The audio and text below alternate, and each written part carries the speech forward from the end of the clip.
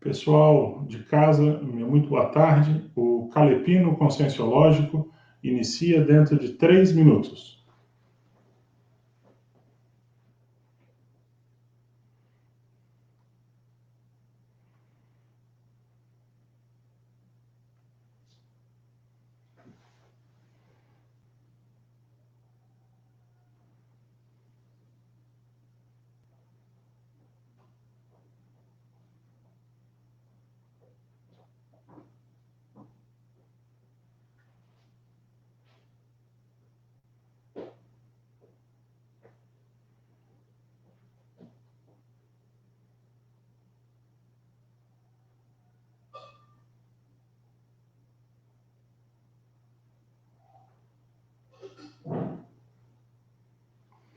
Dentro de 2 minutos, iniciaremos a atividade Calepino Conscienciológico.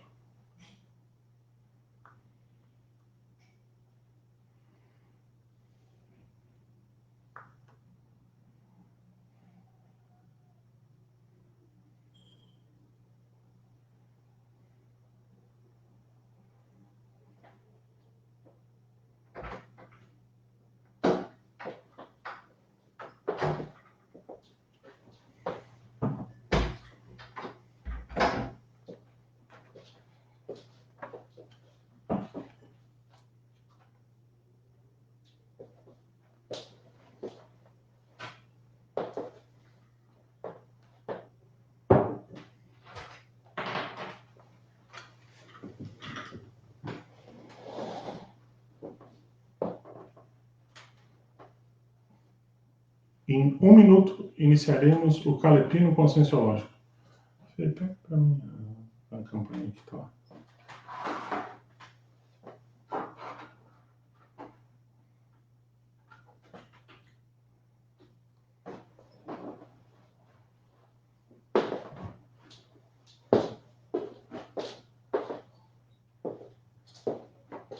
Se você quiser, a cada meia hora, me dizer mais ou menos quantas pessoas tem.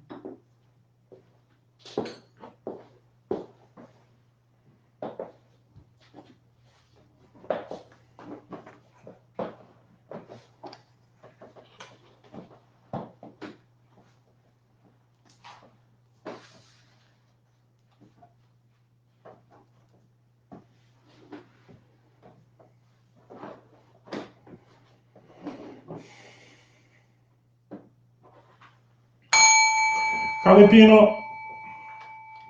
Pessoal, meu muito boa tarde a todos mais uma vez.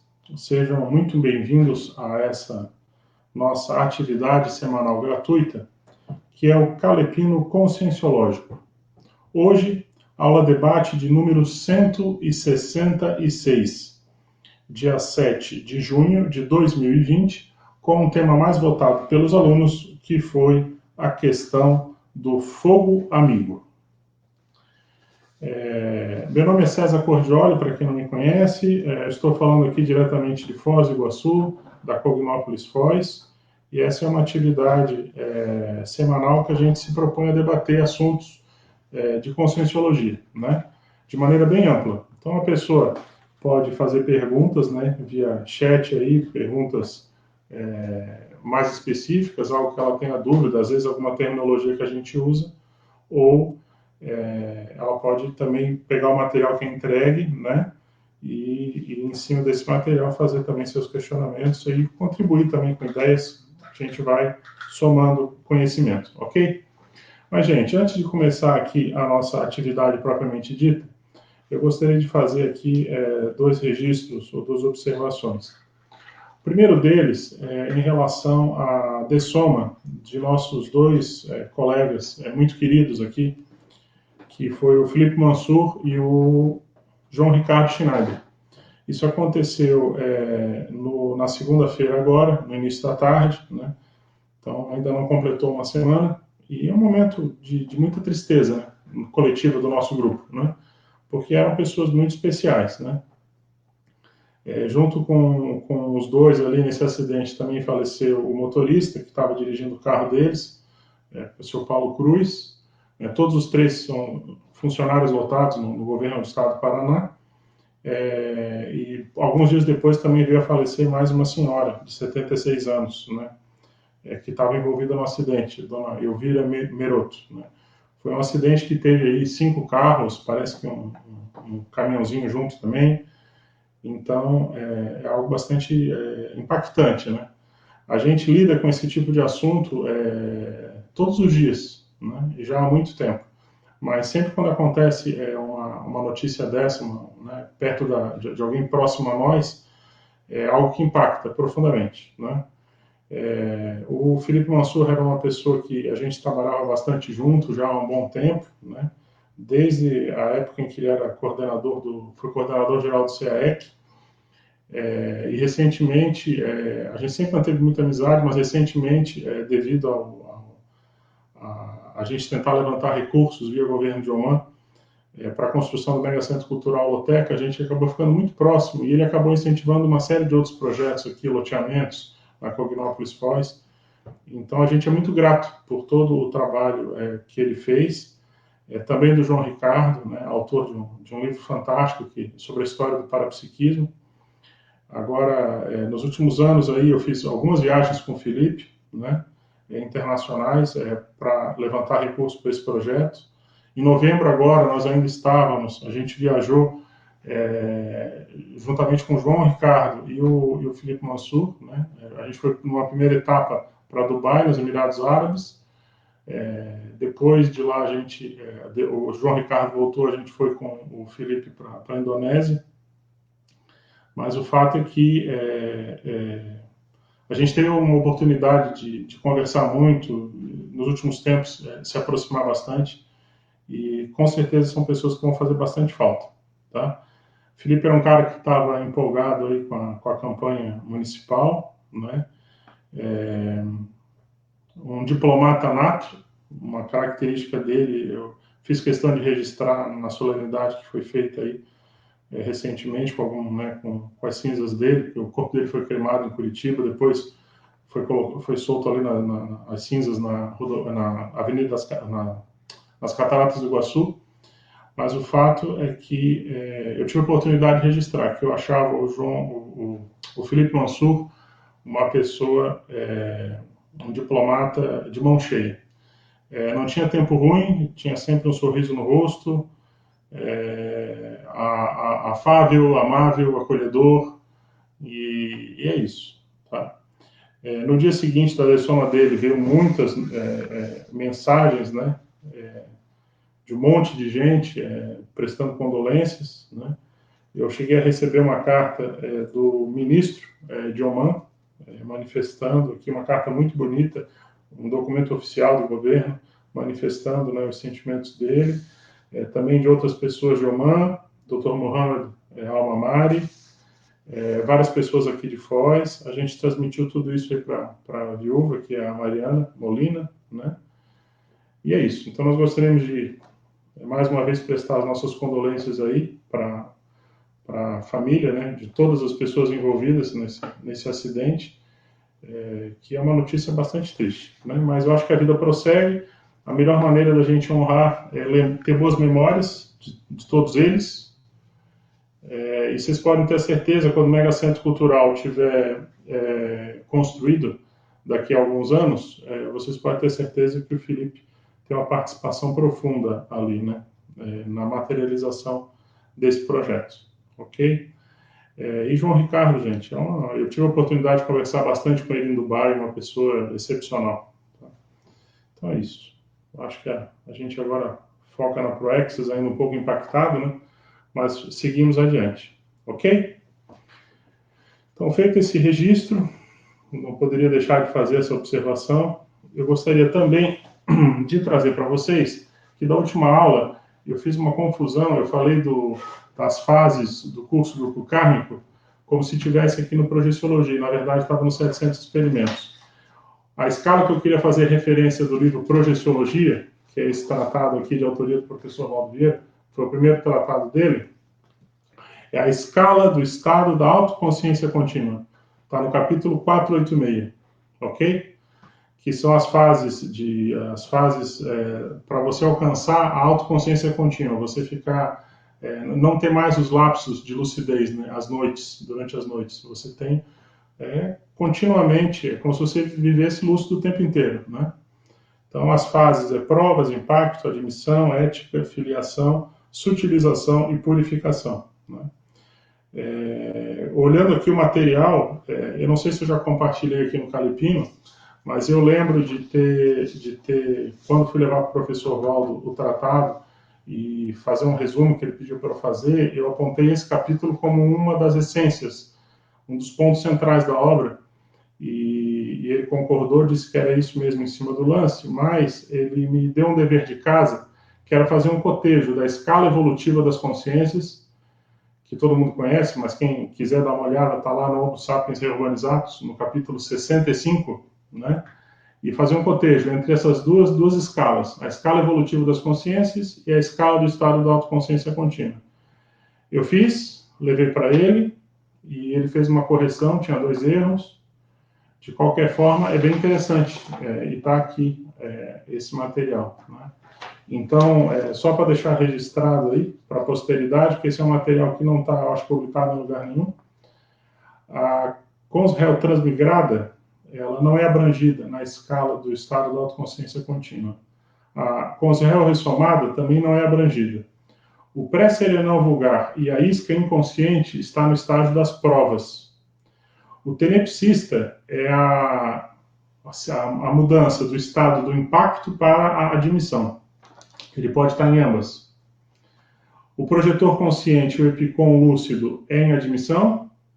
O conscienciólogo é a transição de admissão para a ética, pode estar nas duas.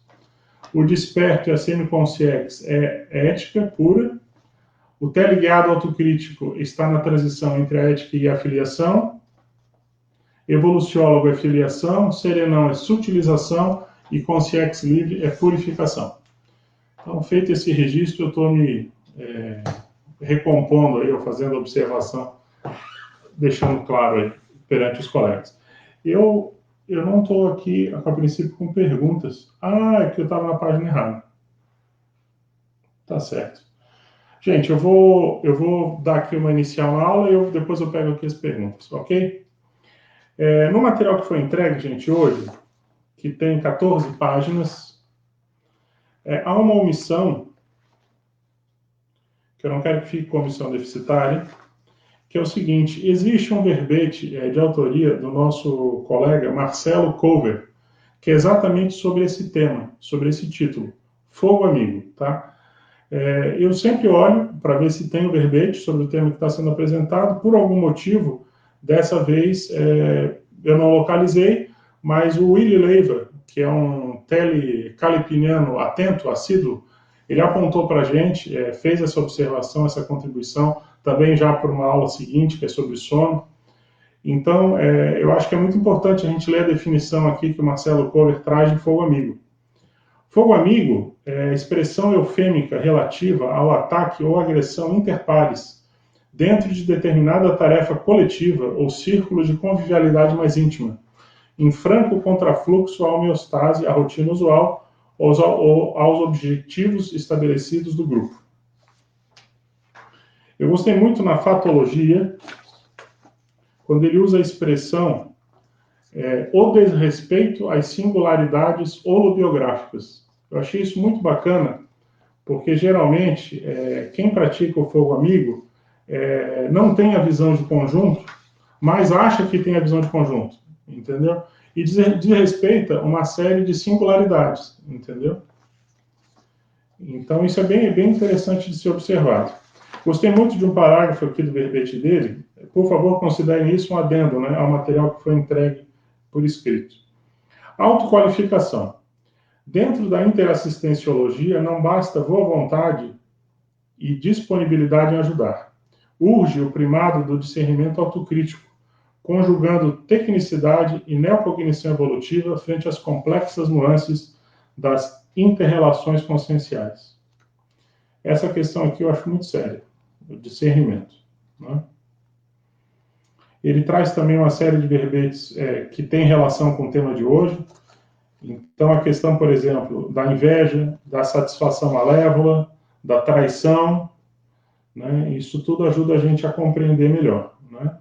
E ele termina na frase enfática dizendo que a agressividade do fogo amigo pode ser explícita ou extremamente sutil, verificável a partir do detalhismo autocrítico em nível pensênico, notadamente frente às interações cotidianas. Então, para quem acha que fogo amigo é algo explícito, às vezes não é, às vezes é bem escondidinho, a pessoa trabalha nos bastidores, entendeu? Solapando a assistência do outro. Ok? No material que foi entregue para vocês, gente, eu trouxe também mais 4 verbetes que eu achei que tem muita relação com a questão do fogo amigo. O primeiro deles é de autoria do professor Valdo, é o contraponto heterassediador. É o conjunto de ocorrências conjugadas entre as dimensões extrafísicas baratrosféricas, parafatos, e esta dimensão humana, fatos. Especificamente contra determinada consim, no período ou momento no qual marca algum êxito de natureza tarística, a partir dos autoesforços evolutivos, cosmoéticos e libertários. Então, para mim, esse contraponto heterassediador é bem o nome técnico do fogo amigo. O segundo verbete é a questão da apriorismose, a pessoa que tem muito preconceito, ela julga tudo a priori. E o fogo amigo, ele tem muito a ver com isso, com preconceito, né? E você pode fazer o que você quiser. A pessoa que está ali cristalizada, engessada, com uma patologia de pensamento, é muito difícil você fazer ela mudar. Um outro verbete que eu acho bem legal, gente, e sugiro a leitura, é a evitação da evitação, né? Que é você evitar as outras pessoas, entendeu? Que é a questão do virar a cara. A virar a cara, gente, é o efeito, muitas vezes, indesejável do fogo amigo. Quando a situação fica mal parada, a tendência é uma pessoa virar a cara para o outro. Então, a gente tem que evitar essa evitação. E o último ali é a questão do adversário ideológico, tá? É fácil falar e um pouco mais difícil de fazer, mas eu achei bem interessante o que o professor Valdo coloca. As heterocríticas de qualquer natureza, e notadamente as mal informadas, devem ser bem-vindas em função do esclarecimento público, né? E eu acho que uma coisa interessante de ser falada é o seguinte: se você está fazendo alguma atividade e você não tem ninguém contra, você tem que abrir o olho, porque é provável que você esteja fazendo média, esteja sendo mais do mesmo, entendeu? Agora, gente, a gente sabe que esse é um tema um pouco mais polêmico, tá? Mas muito relevante. Eu não diria que é um assunto pesado, porque a gente já abordou aqui até energia, então, comparado com outros assuntos que a gente abordou, é um pouquinho mais pesadinho, mas não é nenhum bicho de 7 cabeças. Eu sei que tem gente que não gosta muito da expressão fogo amigo, porque acha que a expressão é um pouco bélica, belicista. Se você quiser mudar e usar, por exemplo, a expressão jogo contra, ou jogo do contra, é uma expressão mais leve, mas significa a mesma coisa. Vamos lembrar, gente, que o fogo amigo ele tem muita relação com a questão do sabotador de proexis, né? O que é o sabotador de proexis? É aquela pessoa que muitas vezes não faz de fato aquilo que ela tem que fazer, mas ela fica de olho no quintal do outro e acha que a grama do quintal do outro é sempre mais verde que a dela. E, às vezes, o que acontece? Ela acha que ela tem uma visão de conjunto, uma cosmovisão. Então, vamos dar um exemplo bem prático. Às vezes, a pessoa, ela nunca ocupou um cargo de liderança ou de administração.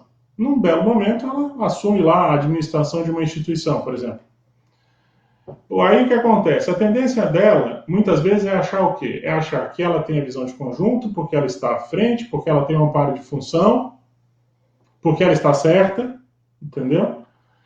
E aí, o que acontece? Muitas vezes, ela não faz o que tem que fazer, e na hora que alguém começa a fazer algo que ela tinha que fazer, e ela já estava atrasada com isso, ela fica contra a outra pessoa, entendeu?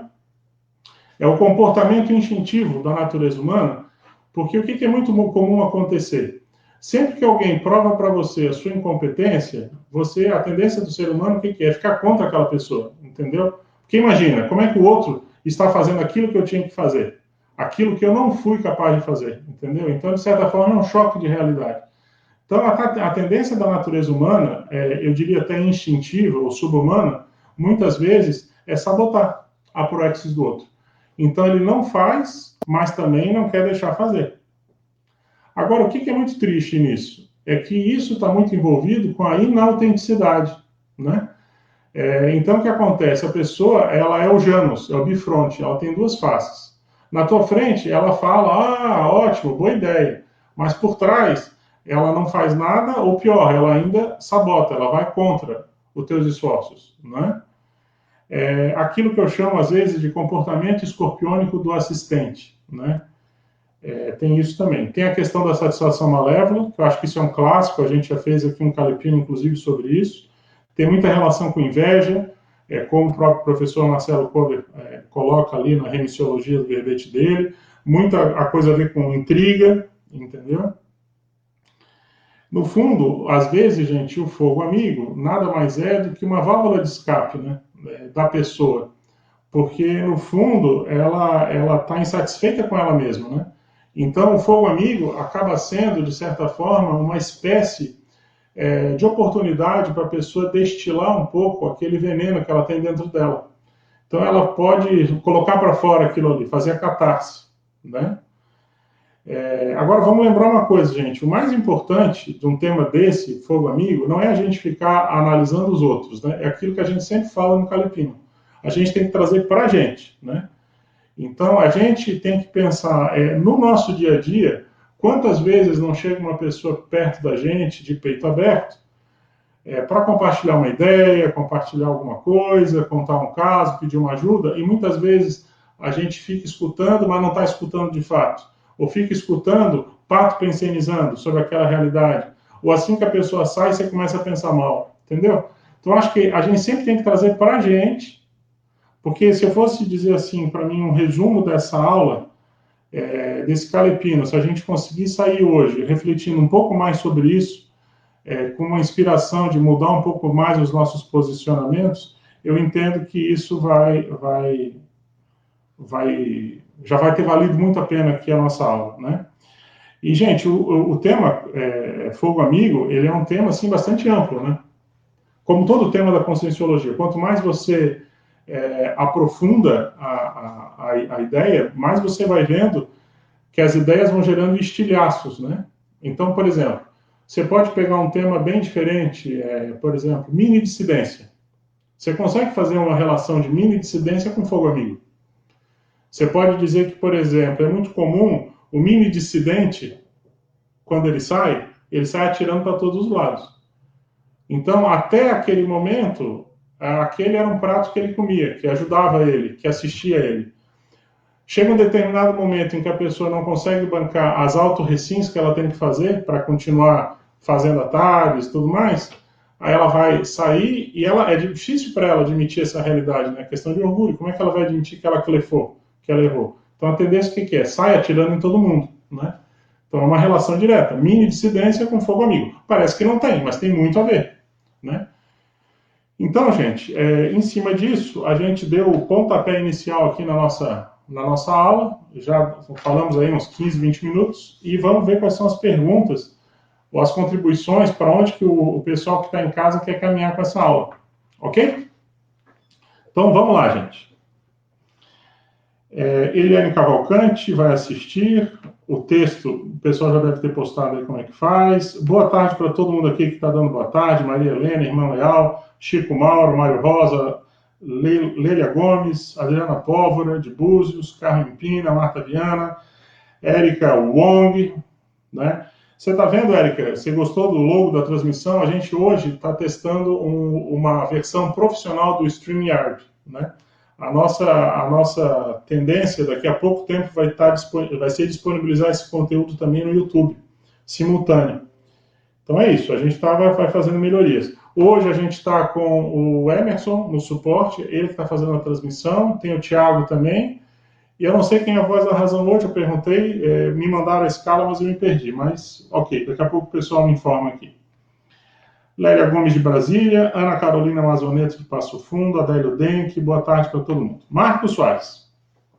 Boa tarde, professor César. Alane? Como é que é? Alane é a nossa voz da razão. Ah, é Alane? Oi, Alane, como é que você tá? Ó, um abração para você aí. É Alane de Brasília, né? Legal. Marcos Soares, boa tarde, professor César, sou de Maceió. Esse é o meu primeiro Calepino online, mas tenho assistido aos gravados. Gosto muito do Calepino, pela maneira que você explica e aborda os temas. Muito obrigado, Marcos. Eu acho que vocês é que são bondosos também. Como também a preocupação que tem em responder aos telecalepinianos. Sua técnica lembra muito o estilo do professor Valdo. Espero participar dos demais online. Olha, Marcos, eu te agradeço as palavras e eu quero te dizer o seguinte. Da minha parte, eu tento honrar o investimento que o professor Valdo e a equipe extrafísica fizeram em mim. Sei que tem vários colegas também que honram isso, mas eu fico firme ali. Ok? Ricardo Caprari, boa tarde. Estelita, boa tarde. Foi a nossa voz da razão da semana passada. Clara Nunes de Vacaria. Orlando Silva de Vila Velha. Carmen Pina. Marco Antônio Pizarro de São José dos Campos. Mandou uma mensagem para a gente essa semana. Felipe Feres, Mauro Mendes, Sérgio Magnus, Blandino de Portugal, Willy de Ribeirão, Liliana Scarpari de Jundiaí, Mari Lux, Equipinha, Equipex, colegas evolutivos. Gente, é só boa tarde, vamos mandar pergunta. Vamos lá. Willy Leiva. Para quem quiser saber mais sobre a priorismose, que é o segundo item da primeira página, sugiro o Calepino 117, ocorrido em 16 de junho de 2019, específico sobre esse assunto e disponível na página tal. A tertúlia sobre esse verbete não está disponível na internet, mas em trecho de outra tertúlia aborda 2 minutos e meio uma técnica para superar a rapidorismose. Muito obrigado, Willy, pelas suas contribuições. Elvio de Foz, Willy Leiva. Uma dúvida. Na página 1, item colaboração, favor argumentar a favor da última frase. A assistencialidade melhor é a tarefa do esclarecimento. Será que a melhor assistencialidade não é aquela mais adequada ao nível evolutivo da consciência assistida?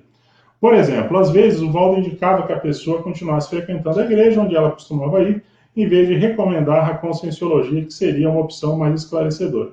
Olha, Willy, para mim é bem tranquilo. Você tem, como você coloca aqui, você conhece o assunto, você tem 2 tipos de interassistencialidade básica, a tarefa da consolação e a tarefa do esclarecimento. E o que eu entendo que o professor Valdo quis colocar com essa frase é que sempre que possível, sempre que você puder priorizar, priorize a tarefa do esclarecimento em detrimento da tarefa da consolação. Mas não tenha dúvida, a tarefa da consolação é muito relevante, é muito importante, e às vezes ela tem o nicho exato onde ela vai ser aplicada.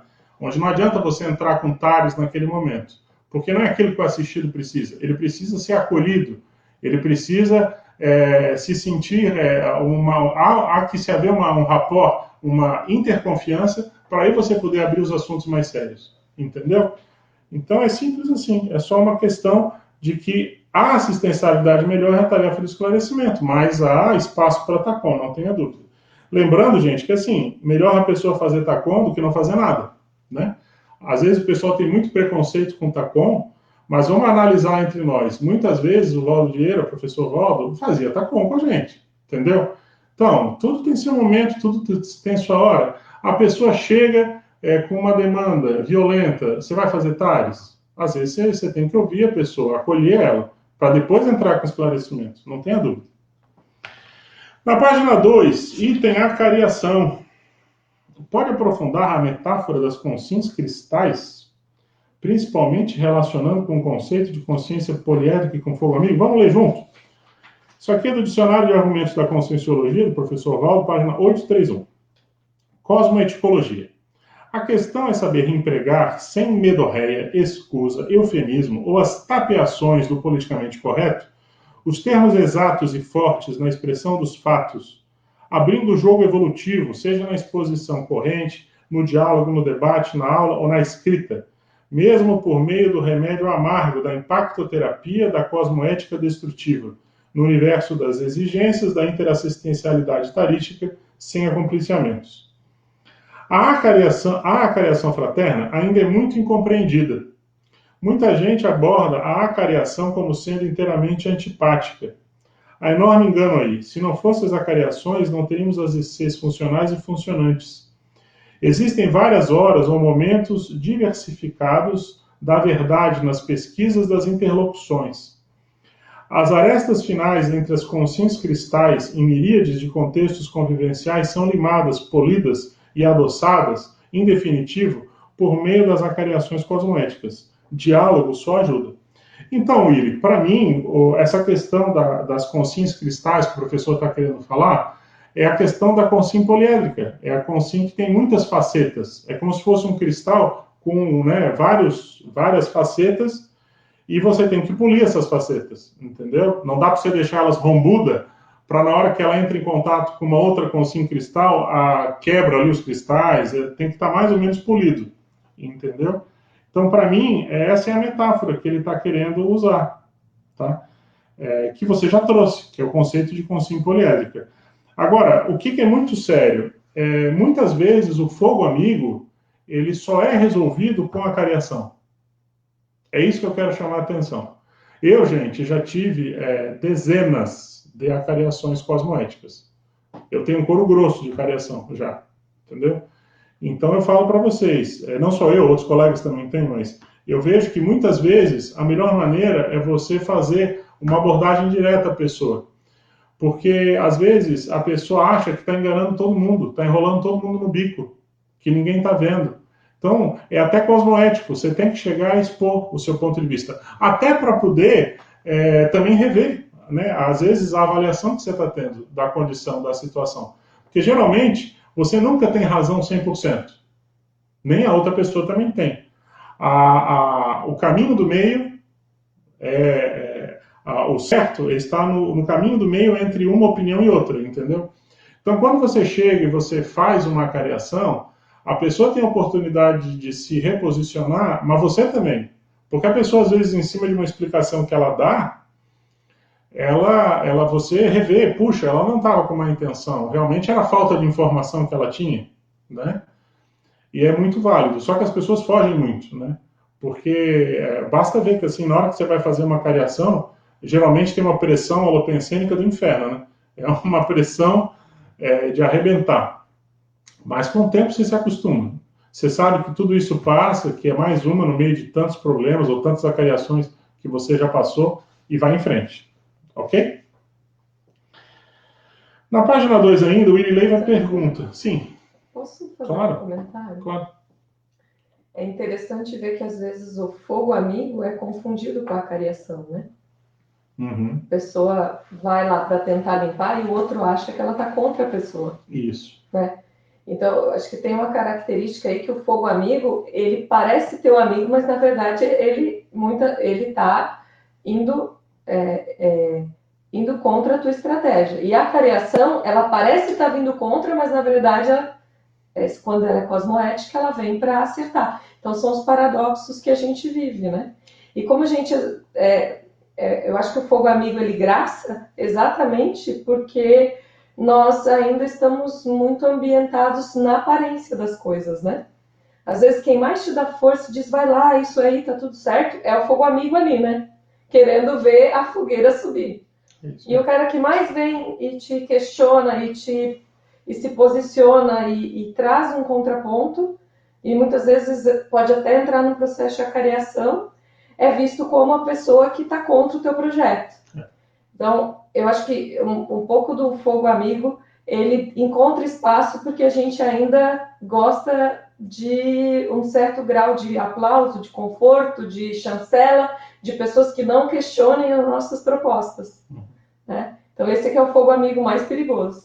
Quando ele vem e alimenta a tua vaidade, a tua expectativa de conduzir de uma certa forma. Né? É isso mesmo. É o mais sutil, que ele dá só um toquinho. É isso mesmo. Eu gosto muito daquela frase do professor Walder, do Léxico de Ortopensatas, onde ele fala algo do tipo que a opinião, eu acho que é do Léxico, que aquela opinião radicalmente contrária àquilo que você pensa pode ser, você tem que ter atenção, porque pode ser a opinião de um amparador, se utilizando daquela pessoa, para perfurar a sua apriorismose secular. Entendeu? E eu concordo com você, Fernanda, é bem isso mesmo. As pessoas têm muita dificuldade de lidar com uma opinião diferente, discordante. Elas têm muita dificuldade de aplicar na prática o binômio admiração-discordância.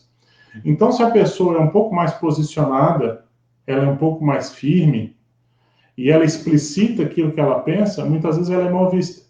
Em especial por aquelas pessoas que são acostumadas a acochambrar. Em especial por aquelas pessoas que gostam de empurrar a sujeira para debaixo do tapete. Entendeu? Então, isso é uma coisa muito séria de ser vista. Hoje, por exemplo, eu prefiro 1000 vezes uma pessoa que chega e fala para mim olho no olho do que aquela pessoa que faz isso que você falou. Pessoa, por exemplo, que chega e fica dando tapinha nas costas. Ah, não, tamo aí junto. Mas, na verdade, ela não move uma palha. Se bobear, ela ainda fica na satisfação malévola, pato pensenando sobre aquela iniciativa. Isso aí, ó, tá cheio, isso aí não adianta nada. Né? Mas vamos adiante aqui, gente. Willy Leiva, na página 2, item apriorismologia. Apriorismologia. Vamos ler junto aqui. Isso aqui são anotações com base na fala do professor Valdo, do curso Formação de Autores, em 25 de julho de 2004. Olha, faz tempo, hein? Seja quem for, sempre haverá pessoas que vão interpretá-lo mal porque sofrem de apriorismose, têm pensamento fixo e querem distorcer o pensamento do autor para se adequarem a elas. Não insista com uma pessoa, mostre as ideias e a deixe para lá. Tem pessoas que são aprioristas, por mais que você argumente, elas não vão mudar nada, porque são verdolengas, você vai perder tempo. Então a pergunta do Willy é: quais são os trafares característicos das pessoas verdolengas? Eu acho que a verdolenga em si é uma questão mais de imaturidade, né? Trafal.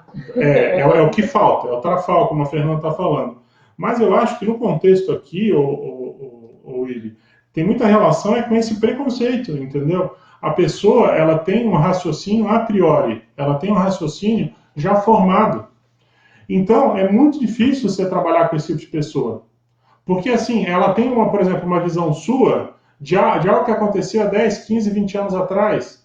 Você já fez uma série de reciclagens, mas a pessoa fica presa no tempo e no espaço. Ela não dá oportunidade para se oxigenar e ver que, de repente, outra pessoa mudou, entendeu? E esse problema da priorismose, muitas vezes, gera o fogo amigo. Porque chega na hora H, a pessoa fala: ih, fulano de tal é difícil. Ih, fulano de tal isso é complicado. Entendeu? Mas lembra, 1997, quando ela falou. Isso. E aí você não avança, entendeu? Por isso que eu já falei aqui algumas vezes, hoje eu tenho muito claro que o ideal para a conscienciologia seria meio que tirar de campo um monte de gente que está à frente aí dos cargos e botar tudo gente nova, gente das novas gerações, principalmente os inversores, para poder ter fogo, para poder ter oxigenação, entendeu? Porque senão a tendência é cristalizar, ficar tudo muito parado no tempo e no espaço. Ciência exige renovação. Se você quer, por exemplo, propor algo e você tem N dificuldades para propor aqui algo novo, isso é um problema. Como é que você vai renovar a ciência? Daqui a pouco fica tudo muito cristalizado, tudo muito difícil, vai ficando tudo muito engessado, que é a tendência de muita gente, porque a ideia nova faz a pessoa ter que refletir, ter que pensar. Você pega, por exemplo, um tratado do professor Valdo, de mais de 1000 páginas. Vai ler o livro. Vai dissecar o livro. Vai criar sinapse para poder meter o pau, entendeu? Só que as pessoas são levianas. As pessoas pegam uma obra, elas têm uma visão perfunctória. Perfunctória é parecida com perfume, mas é tipo assim mesmo, é bem superficial. E a pessoa, ela acha que é a senhora da vida e da morte. Aí ela decreta muitas vezes a chamada fátua, que é a pena de morte para aquela obra. Não, essa obra não pode ser publicada. E aí, você fica sabotando a proex do outro e você não faz aquilo que você tem que fazer. Isso é um problema. Mas vamos avançar aqui, gente.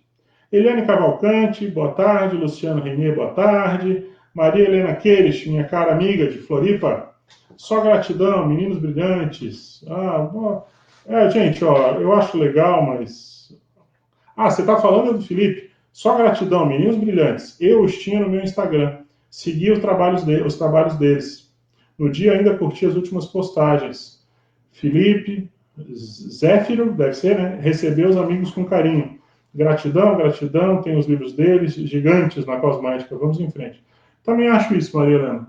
Também acho isso, ok? Mas vamos avançar aqui. Marilux, professor César, na sua visão, o fogo amigo ajuda nas reciclagens? Sempre ajuda, até certo ponto, querendo enxergar o copo meio cheio, né, Marilux? Né? O fogo amigo ajuda para quem faz quando o cara leva um trompaço. Ele acha que está enganando todo mundo e recebe uma cariação cosmoética, quem sabe vai ajudar ele a fazer uma reciclagem. Por outro lado, quem sofre o fogo amigo, com o tempo acaba criando o mitridatismo. Ele acaba ficando com couro grosso. No início, ele supervaloriza, ele sofre com aquilo ali. Depois de um tempo, ele já está relaxando, porque não que vai baixar a guarda, isso não. Mas ele já relaxa porque ele sabe que é inerente à natureza humana. A caravana passa e os cães sempre vão ficar a ladrar. Esse é o ditado antigo básico. Entendeu? Você sabe, gente, que às vezes o mais difícil do Calipino é o que você não pode falar, né? O mais difícil é o que você não pode falar. A língua chega a queimar aqui, mas você tem que ligar. Opa, não. Vamos com calma aqui. Às vezes configura aqui, eu fico meio perdido, tá? Mas vamos embora. Kela Jordão, boa tarde a todos. Alan Aires, boa tarde, César. Pode comentar sobre uma dificuldade da maioria das pessoas saber fazer heterocrítica sem jogar energia negativa. Página 10, sadismo. Vamos ver aqui. Sadismo. Isso aqui, gente, são anotações, também com base na fala do professor Valdo, da tertúlia Status Momentosos, especialidade Alta Evoluciologia, dia 1º de novembro de 2009. Princípio mais difícil, a pessoa não pensar mal de ninguém. Isso é uma verdadeira utopia, mas tem pessoas que já conseguem isso. E a maior prova é a existência de evoluciólogos e serenões. É isso mesmo. Se uma consciência conseguiu isso, qualquer outra consegue, desde que se dedique ao processo. Qual é a dificuldade desse princípio básico? Saber fazer heterocrítica sem jogar energia negativa. Essa é a dificuldade da maioria das pessoas. Ela carrega naquilo. Quando carrega, é porque não está fazendo a crítica, não é masoquista, ela é sádica. A primeira coisa é a pessoa não ser sádica, nunca mais. Você pode ir até a irreverência, no entanto, não pode entrar no sarcasmo. O sardonismo não pode existir no seu micro-universo consciencial. Né? Alane, o professor Waldo é bem bacana esse raciocínio, bem completo. Mas assim, como é que eu, por exemplo, procuro fazer para evitar jogar energia negativa quando eu faço heterocrítica? Você tem que sempre ver o fato em si, e não a pessoa. Quando você consegue diferenciar bem isso, você consegue evitar muito de jogar energia em cima da pessoa. É claro que é inevitável, que quando você critica, muitas vezes a pessoa compra a briga, quando você critica uma ideia ou algo que a pessoa apresentou. Mas se você se mantém nesse foco de não fazer o chamado argumento ad hominem, você não vai contra a pessoa, você não tenta desqualificar a pessoa, as chances de você errar diminuem muito, entendeu? O que eu acho que é muito sério é isso que o professor Valdo coloca aqui. A pessoa, muitas vezes, ela tem uma faceta de sadismo. Vocês sabem, gente, que tanto o sadismo quanto o masoquismo são duas ideias que têm uma relação direta com a baratrosfera. Todo mundo que alimenta ainda um pouco o vício patopensênico, seja do sádico ou seja do masoquista, batatófilo, muito provável que a pessoa é egressa da baratosfera. Ela está com saudade da baratosfera, porque a baratosfera tem muito disso. Processo de escravidão, de domínio, de subjugar, de fazer o outro sofrer ou de estar lá sofrendo, entendeu? Então, essa questão do sadismo, ela é muito séria. Agora, um pouco daquilo que eu acabei de comentar também. A pessoa, muitas vezes, ela está insatisfeita com ela mesma. Ela sabe que ela não fez uma série de coisas que ela tinha que fazer. E aquilo é um turbilhão de emoções dentro da própria pessoa. Ela tem dificuldade de olhar para ela no espelho, por exemplo. Ela tenta encarar ela profundamente no olho, ela tem tendência a fugir. Isso é um sinal bem sério de que a pessoa tem processo de autocorrupção grave, entendeu? Então, muitas vezes, o que acontece? Quando ela tem a oportunidade de tacar pedra na Geni, de falar mal do outro, de fazer a satisfação malévola, ou de fazer o fogo amigo, isso, no fundo, é uma maneira da pessoa aliviar um pouco a pressão interna que ela está sentindo dentro dela. Agora, o que um bom amparador faz? Ele consegue compreender todas essas imaturidades e sobrepairar isso. É claro, assim, Alane, que é muito fácil a gente falar e muito, mas muito mais complexo e exige muito mais a gente fazer e proceder desse modo. Porque você também, às vezes muita gente não tem sangue de barata. Eu, por exemplo, não tenho sangue de barata. Então, às vezes, você até fala mais do que deve. Mas eu acho que tudo é uma questão de modulação. Com o tempo, você começa a achar uma maneira mais autêntica de se comportar, um caminho do meio, e eu acho que a técnica central é essa. Não foque na pessoa, foque no trabalho, foque na ideia, foque no projeto. O amparador, ele não consegue ser amparador, vamos entender bem isso. O amparador, ele não consegue ser amparador se ele não conseguir ultrapassar isso, se ele não conseguir sobrepairar isso. Você já imaginou um amparador, você como amparador, daqui a pouco, na intermissão, você vai ajudar alguém, e aí você começa a ver que o seu assistido está fazendo um monte de erro. E aí você começa a ficar contra ele, começa a pensar contra ele, e começa a pensar, puxa, mas que saco agora, esse cara, ele não ouve nada que a gente fala, ele faz tudo o contrário, esse cara é um assediado. Que amparador que você vai ser? Aí você vai deixar de ser amparador e vai passar a ser um guia maurótico, vai passar a ser até um assediador dele, entendeu? Então, a gente tem que aprender isso. Fala, Fê.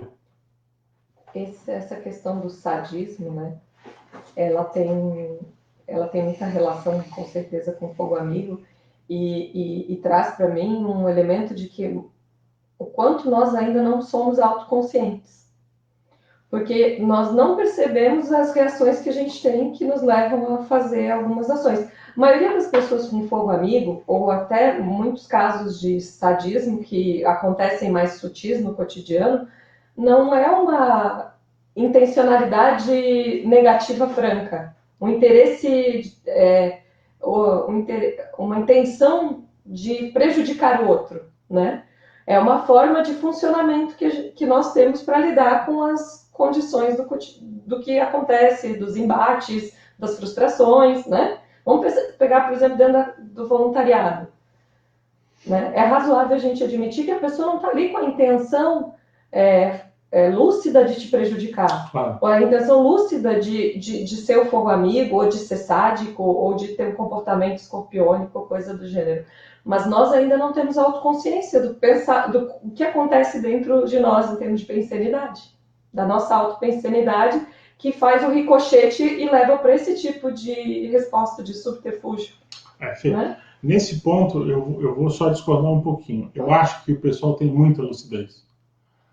O pessoal sente nitidamente. Só que o que ela faz? Intraconsciencialmente, a pessoa se acomoda.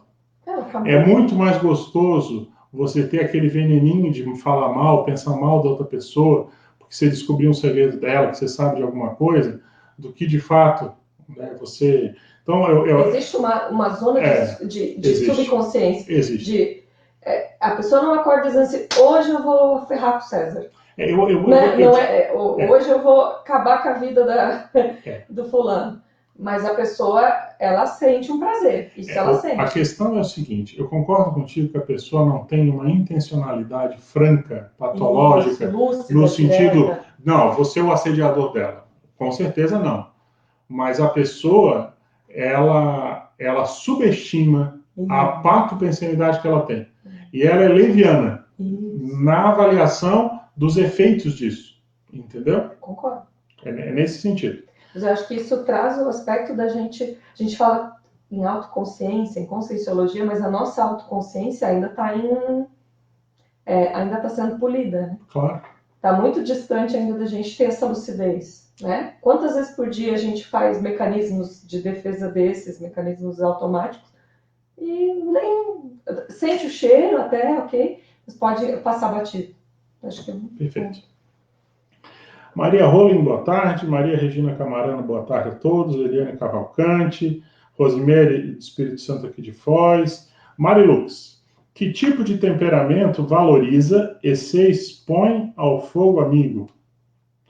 Marilu, se eu entendi a tua pergunta, eu acho que é o seguinte: todo temperamento que tende a acabar com a marasmologia, com o marasmo, que é o temperamento naturalmente um pouco mais strong profile, como o professor Valdo chamava, a concentrator, aquela pessoa que realiza, ela tem a tendência de atrair mais a questão do fogo amigo, não há dúvida, porque ela começa a realizar.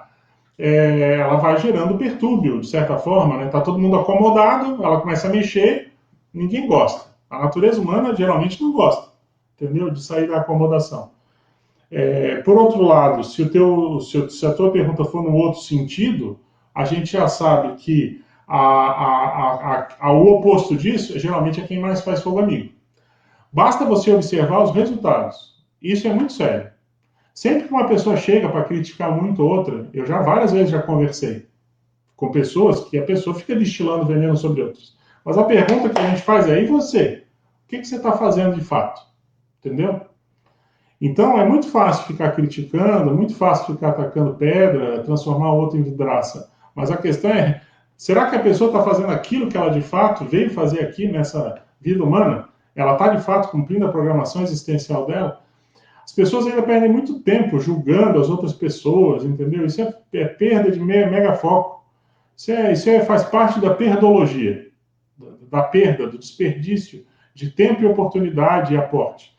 Acho que a gente tem que focar na gente. Você pega aí o período da pandemia, gente. Nós estamos já aí há uns 3 meses, eu acho, nessa engronha aí da pandemia.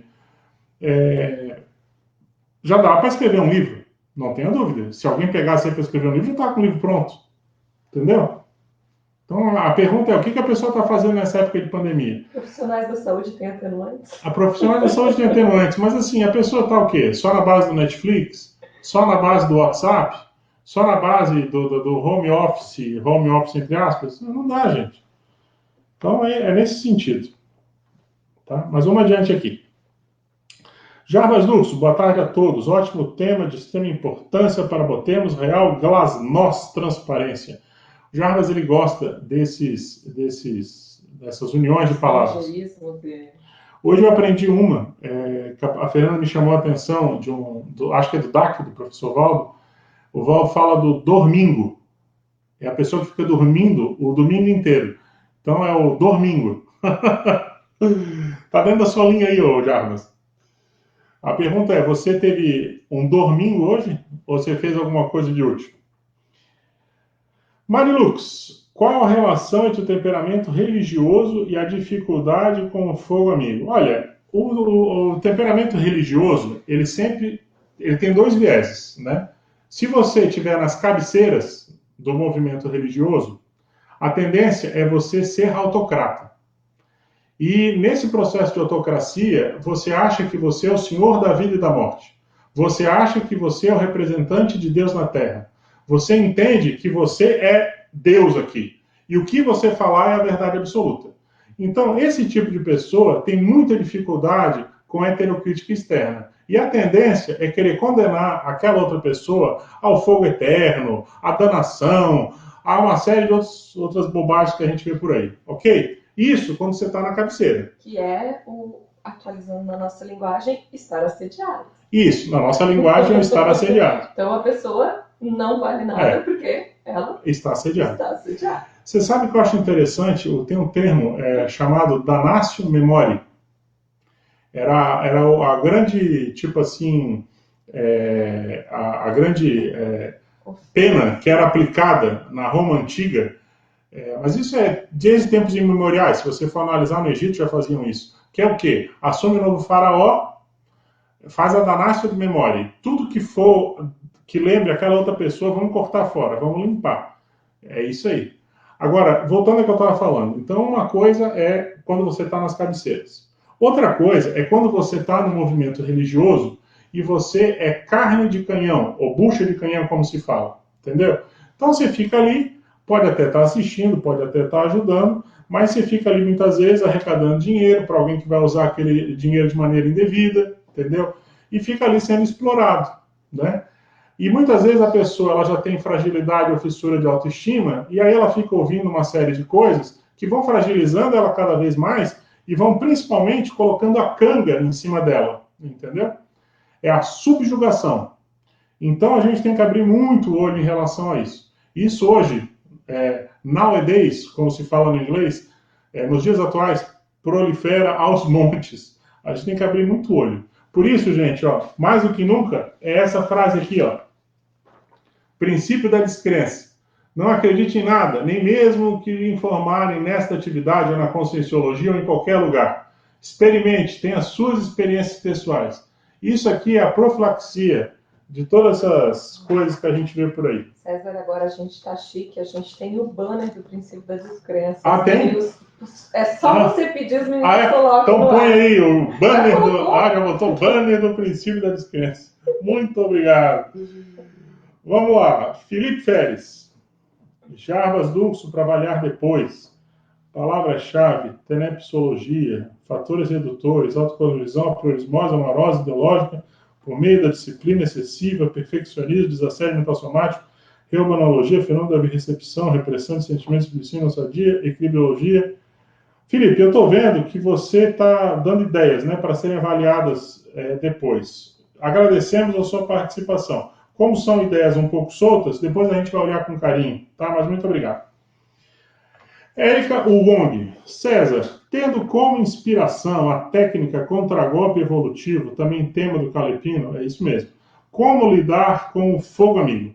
Eu acho, Érica, que o mais sério, o que é? Você tem que sempre partir do princípio que se você estiver tendo fogo amigo em cima de você, é assim que eu parto do princípio. Significa que você está no caminho certo. Uma coisa que eu tenho muito séria dentro de mim, desde jovem, desde a juventude, é o seguinte: eu sou meio teimoso no sentido positivo. Se eu estiver fazendo alguma coisa que eu achar que é assistencial e alguém vier contra, eu redobro 10 vezes o meu esforço. E se a pressão aumentar, eu redobro mais 10 vezes ainda. E se vier mais forte, eu redobro mais ainda e arrebente onde tiver que arrebentar. Mas o fato é que a gente sempre acaba limpando e desassediando. Entendeu? Então, para mim, a coisa mais séria é isso. Você nunca pode deixar o fogo amigo te derrubar. Porque, em última análise, é o seguinte: se você der muita força para o fogo amigo, se você valoriza demais o fogo amigo, é mais ou menos como se você estivesse dizendo que a opinião que a outra pessoa tem sobre você, ou a força que ela exerce, a influência que ela exerce sobre você, é maior do que a força de você sobre você mesmo. Entendeu? Esse é o erro básico que a gente não pode cair. Porque assim, essa vida aqui, ela não é moleza. Ninguém veio aqui para essa vida aqui para ficar tomando sorvete ou na sombra e água fresca. Todo mundo vai ter suas dificuldades. Sem exceção.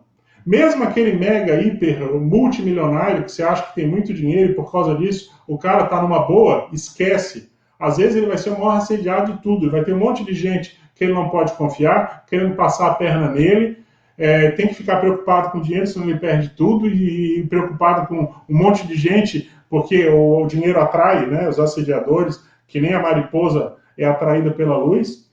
Então, eu acho que o mais sério é o seguinte: você tem que se manter firme naquilo que você se propõe a fazer. Se é assistencial, se é cosmoético, o fogo amigo ele só serve para reforçar de que você está no caminho certo e você não deve abrir mão. É claro que assim, tudo você tem que avaliar. Às vezes, o pessoal não está preparado para alguma ideia, para alguma coisa mais avançada. Você pega o caso de um evoluciólogo, por exemplo. Se ele vem aqui e começa a falar um monte de coisa mais avançada, é capaz de gerar um problemão. Então, às vezes, ele tem que tirar o time de campo. Tudo você vai dosando. Mas eu acho que hoje, boa parte do nosso grupo evolutivo, a pessoa já tem a noção clara dentro de si quando ela está acertando, ou quando ela está deixando a desejar, ou quando ela está ultrapassando uma dosagem. A questão mais séria é a pessoa ter compromisso. E esse compromisso, não há dúvida que é com o grupo evolutivo, é com os amparadores, mas é antes de tudo consigo mesmo. Por exemplo, eu tenho muita dificuldade em entender uma pessoa, por exemplo, que assume um cargo de gestão de uma IC e resolve no meio do caminho cair fora. Então a pergunta é, por que a pessoa fez isso? Por que a pessoa assumiu? Foi para largar no meio do caminho e deixar, abandonar o barco? Entendeu? Eu não estou dando recado a ninguém específico não, tá? Porque às vezes a pessoa a pessoa vai dizer, não, o César está mandando recado para fulano de tal. Esquece, eu estou falando aqui porque eu já vi isso muitas vezes, entendeu? E tem coisas que são piores, tá? Porque às vezes a gente tem que agradecer quando a pessoa cai fora. Às vezes a pessoa fica ali encebando, ela não termina o que assumiu e também não deixa ninguém fazer, é muito pior, né? Mas então é isso, Érica. Eu acho que assim, o contragolpe é isso, é você ser o Fênix, você ressurgir das cinzas. Então, hoje eu tenho bem claro para mim, pode vir a hecatombe que vier na sua existência, do chão não passa. Se você tiver maturidade, lucidez, autodiscernimento, você pode sempre sobreparar e vencer qualquer dificuldade, desafio e sair lá na frente. Você pega o nosso caso aí, do nosso colega, o Felipe Mansur. A experiência que eu já tive aí, que outros colegas já tiveram também, ele extrafisicamente também já. Então veja, se bobear, ele está melhor que muitos de nós. Ok, teve uma dessoma traumática, não era ideal, mas ok, às vezes para a ficha dele era, e o fato é que ele agora já está lúcido, está trabalhando extrafisicamente. Então acho que é por aí, tá bom? Marco Antônio Pizarro, César, fogo amigo ou fogos amigos teriam a mesma definição, definologia. Eu pergunto isso, pois na página 580 é citado como ato e efeito da manifestação das consréu belicista. Isso foi levantado por mim porque estou estudando o Homo sapiens Urbanizatus, maratona de estudo. Comente, abraço.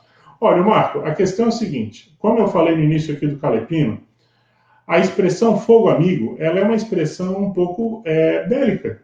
Se você for fazer uma análise da Enciclopédia da Conscienciologia, como a que o Willy fez e mandou para a gente, você vai ver que ela está muito atrelada, muitas vezes, a esse contexto da guerra, entendeu? Do processo bélico, belicista, né? Mas o que eu sinto que é o mais sério? O professor Valdo deve colocar isso dizendo que a consciência belicista pratica o fogo amigo. E eu entendo que a pessoa que pratica o fogo amigo, ela tem um ranço, né? Um traço de consréu. Um percentualzinho ela tem ali que está nicando, ou está, vamos dizer assim, a nódoa, né? A tisna que está afetando ela em relação a isso. Mas o que eu quero chamar a atenção é o seguinte, a gente não pode simplificar e dizer que só faz fogo amigo quem é consréu. Não. É uma sintomatologia muito mais ampla do que a gente pensa. Ok? Vamos adiante. Gustavo Ferreira. E aí, meu caro amigo? Como é que estão as coisas aí em Floripa? Estou tentando ir para aí, cara, mas vai demorar um pouco aí, tá difícil essa pandemia. Vamos lá. César, há alguma atualização sobre a situação de Oman e o megacentro, visto a transição de Sultão em janeiro e as repercussões da viagem sua e do Felipe em novembro de 2019? Gustavo, assim, não tem maiores novidades. O que a gente sabe é que o governo de Oman continuou com aquele projeto, né, do antigo sultão, do sultão Carlos, que é o Towards United Human Values, né, que seria em busca de valores humanos unidos. Sugiro, se você quiser depois dar uma olhada, digita no YouTube, já tem aí, inclusive, um vídeo que eu vi que foi postado um tempo atrás, com uma das cerimônias, lá onde foi lançado esse programa, tem imagens minhas, do Felipe Mansur lá, participando da mesa de discussão, está mais para a parte final do vídeo, mas o fato é o seguinte, eu entendo que o fato deles terem mandado a carta, né, lamentando a dessoma do Felipe, não só do governo, dos amigos, e através da troca de mensagens que a gente teve pelo WhatsApp, eles foram bem claros, dizendo que o ideal que a gente estava lutando até então, né, para conseguir aí materializar, que é a construção do megacentro, ele não ia ficar esquecido. Eles iam continuar ajudando e trabalhando para honrar e para tentar levar adiante isso aí. Eu já estou acostumado, essas questões governamentais, elas são lentas, tá? Acho que seria fácil demais alguém chegar e dizer, tá aqui o cheque, vai lá e constrói e faz. Temos um problema sério, porque é o seguinte, se for, sério que eu digo, é uma coisa que tem que ser estudada, porque assim, vindo o recurso, quando vier, que eu entendo que vai vir, tá? É uma questão de tempo. Se vai ser 5, 10, 15 ou 20 anos, eu não sei, mas uma hora deve vir isso. Mas a questão mais séria é que, assim, vai ser feito um prédio-irmão lá, né? O Felipe Mansur era um cara que estava se habilitando ou se gabaritando para ser essa interface. A minha pergunta é, quem daqui vai querer pertencer lá ao conselho e viajar a cada 6 meses e ajudar a estruturar lá um centro cultural lá, né? Inspirado nas coisas da Cognópolis daqui?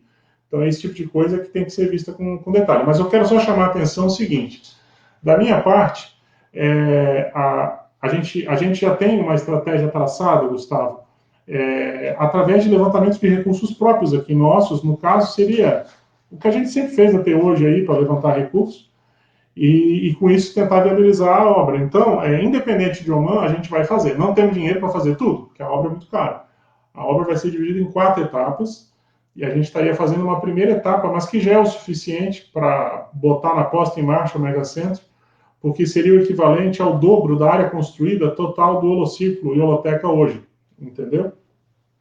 Mas objetivamente, então, eu acho que a novidade é essa, eles mandaram mensagem dizendo que está tudo em pé, está sendo conduzido, e vamos continuar trabalhando. E como eu disse aqui, acho que a melhor maneira de honrar essa amizade que a gente teve com o Felipe, esse investimento todo que ele fez, João Ricardo também, é materializar esse megacentro logo. E eu falo para vocês, eu, Everaldo, Trim, todo o pessoal da IEC, a gente tem conversado muito, a gente já está meio de saco cheio, sabe? Saco cheio positivo, no sentido de materializar isso aí assim que for possível.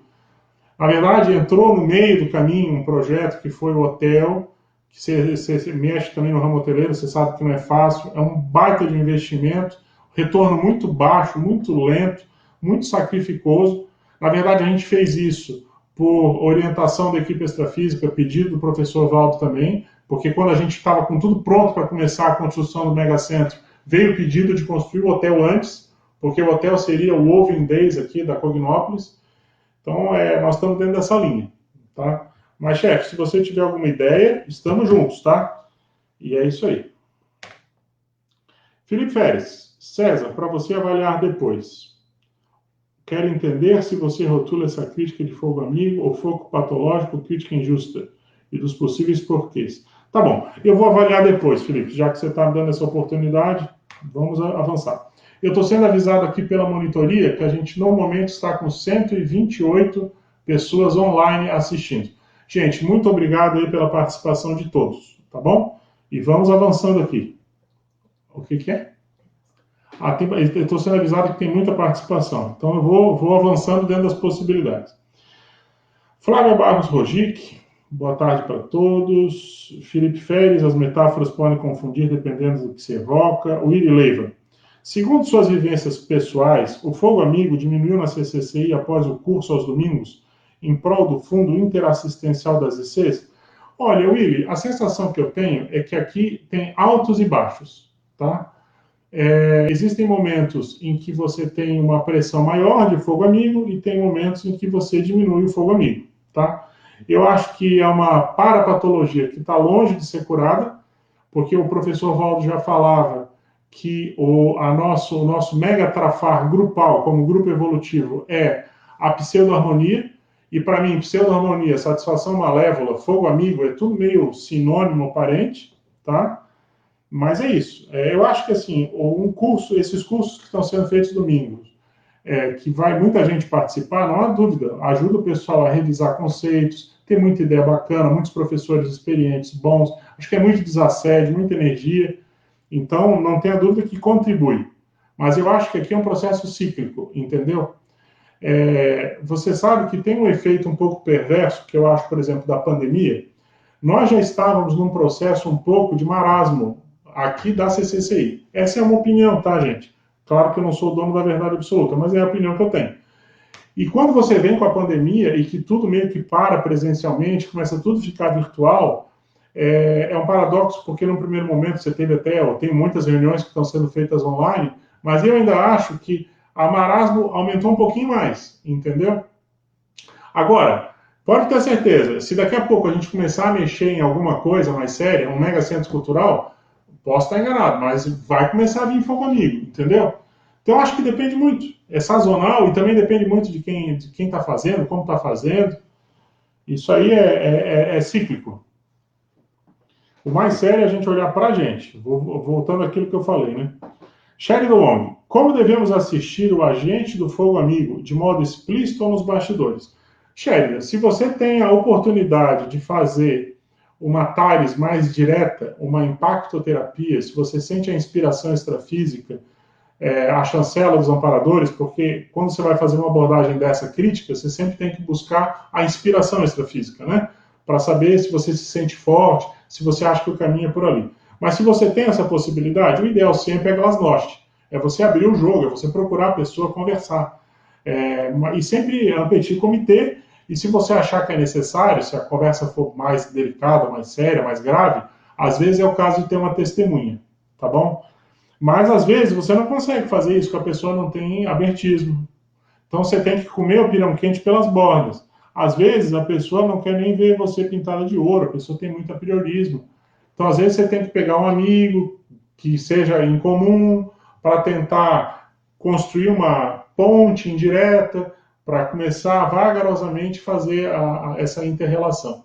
Isso é que nem técnica para você conseguir se recompor com seus desafetos do passado do ponto de vista extrafísico. Eu já falei isso aqui no Calepino. Quando você está lúcido e você pode prestar assistência para a pessoa para se recompor de um erro seu do passado, isso é mel na chupeta. O mais sério, o mais grave, é quando você sabe que você tem débito com uma pessoa ou com um grupo de consciências e aquele grupo não dá a menor abertura para você. Ok? Aí, nessa hora é que a interassistencialidade às vezes fica muito complexa. Por quê? Porque às vezes, para você mudar de patamar evolutivo, você tem que limpar aquela situação. É um negócio meio paradoxal, porque em tese a autoevolução depende de você, mas às vezes depende de você, mas você tem que se recompor com um determinado grupo, com determinada situação, ou com determinadas pessoas. Então, às vezes, você não consegue. Se o pirão está muito quente, se você for em cima, você vai se queimar. Você tem que comer o pirão quente pelas bordas, não é isso que se fala? Então, você tem que ir devagarzinho para tentar chegar na pessoa, para criar uma luz no fim do túnel, para aí você conseguir fazer a interassistência e fazer o resgate. Ok? Eliane Cavalcante, não encontro o texto de hoje. O pessoal aí vai te ajudar a postar o link. Flávia Barros também não, ok. Eliane Cavalcante, Calepino, poderia postar aqui o texto, Fogo Amigo? Tá, é tudo texto. Érica Wong, do Félix Wong. Então é a pergunta do Félix. Fala aí, Félix, tudo bem? Gente, eu quero lembrar o pessoal do IPC, voluntário que estiver assistindo, no sábado que vem, às 9h30 da manhã, nós vamos fazer um talk show com 1h45 de duração para os voluntários do IPC, ok? O pessoal do IPC vai divulgar o link, aí tem que fazer a inscrição, mas se você está meio na dúvida, se você gosta, vai ser um Calepino on demand, de certa forma. Nós vamos falar sobre a questão da consignlarge, do empreendedorismo, da importância da pessoa pensar grande no voluntariado, valorizar a oportunidade, e a oportunidade de ser voluntário do IPC é muito grande.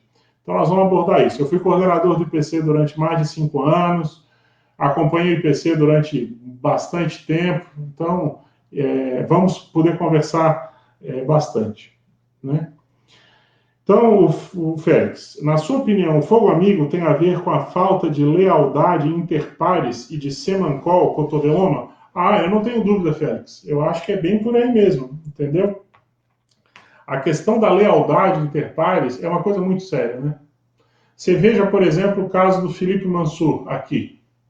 Eu acho que teve uma parte aqui do nosso grupo, eu sei que eu estou colocando o dedo numa caixa de marimbondo, mas eu acho assim que uma parcela do nosso grupo foi bastante injusta com ele, entendeu? Foi um pouco... faltou acolhimento, faltou compreensão, a compreensão até dos motivos ou da decisão dele. Vamos lembrar que ele não fez nada em desacordo com o que ele tinha combinado com o professor Valdo, entendeu? E muita gente fez o que a gente chama de acepção, né? Fez a asepsia, cortou relações. Isso é muito triste, entendeu? Então essa questão da lealdade é muito séria.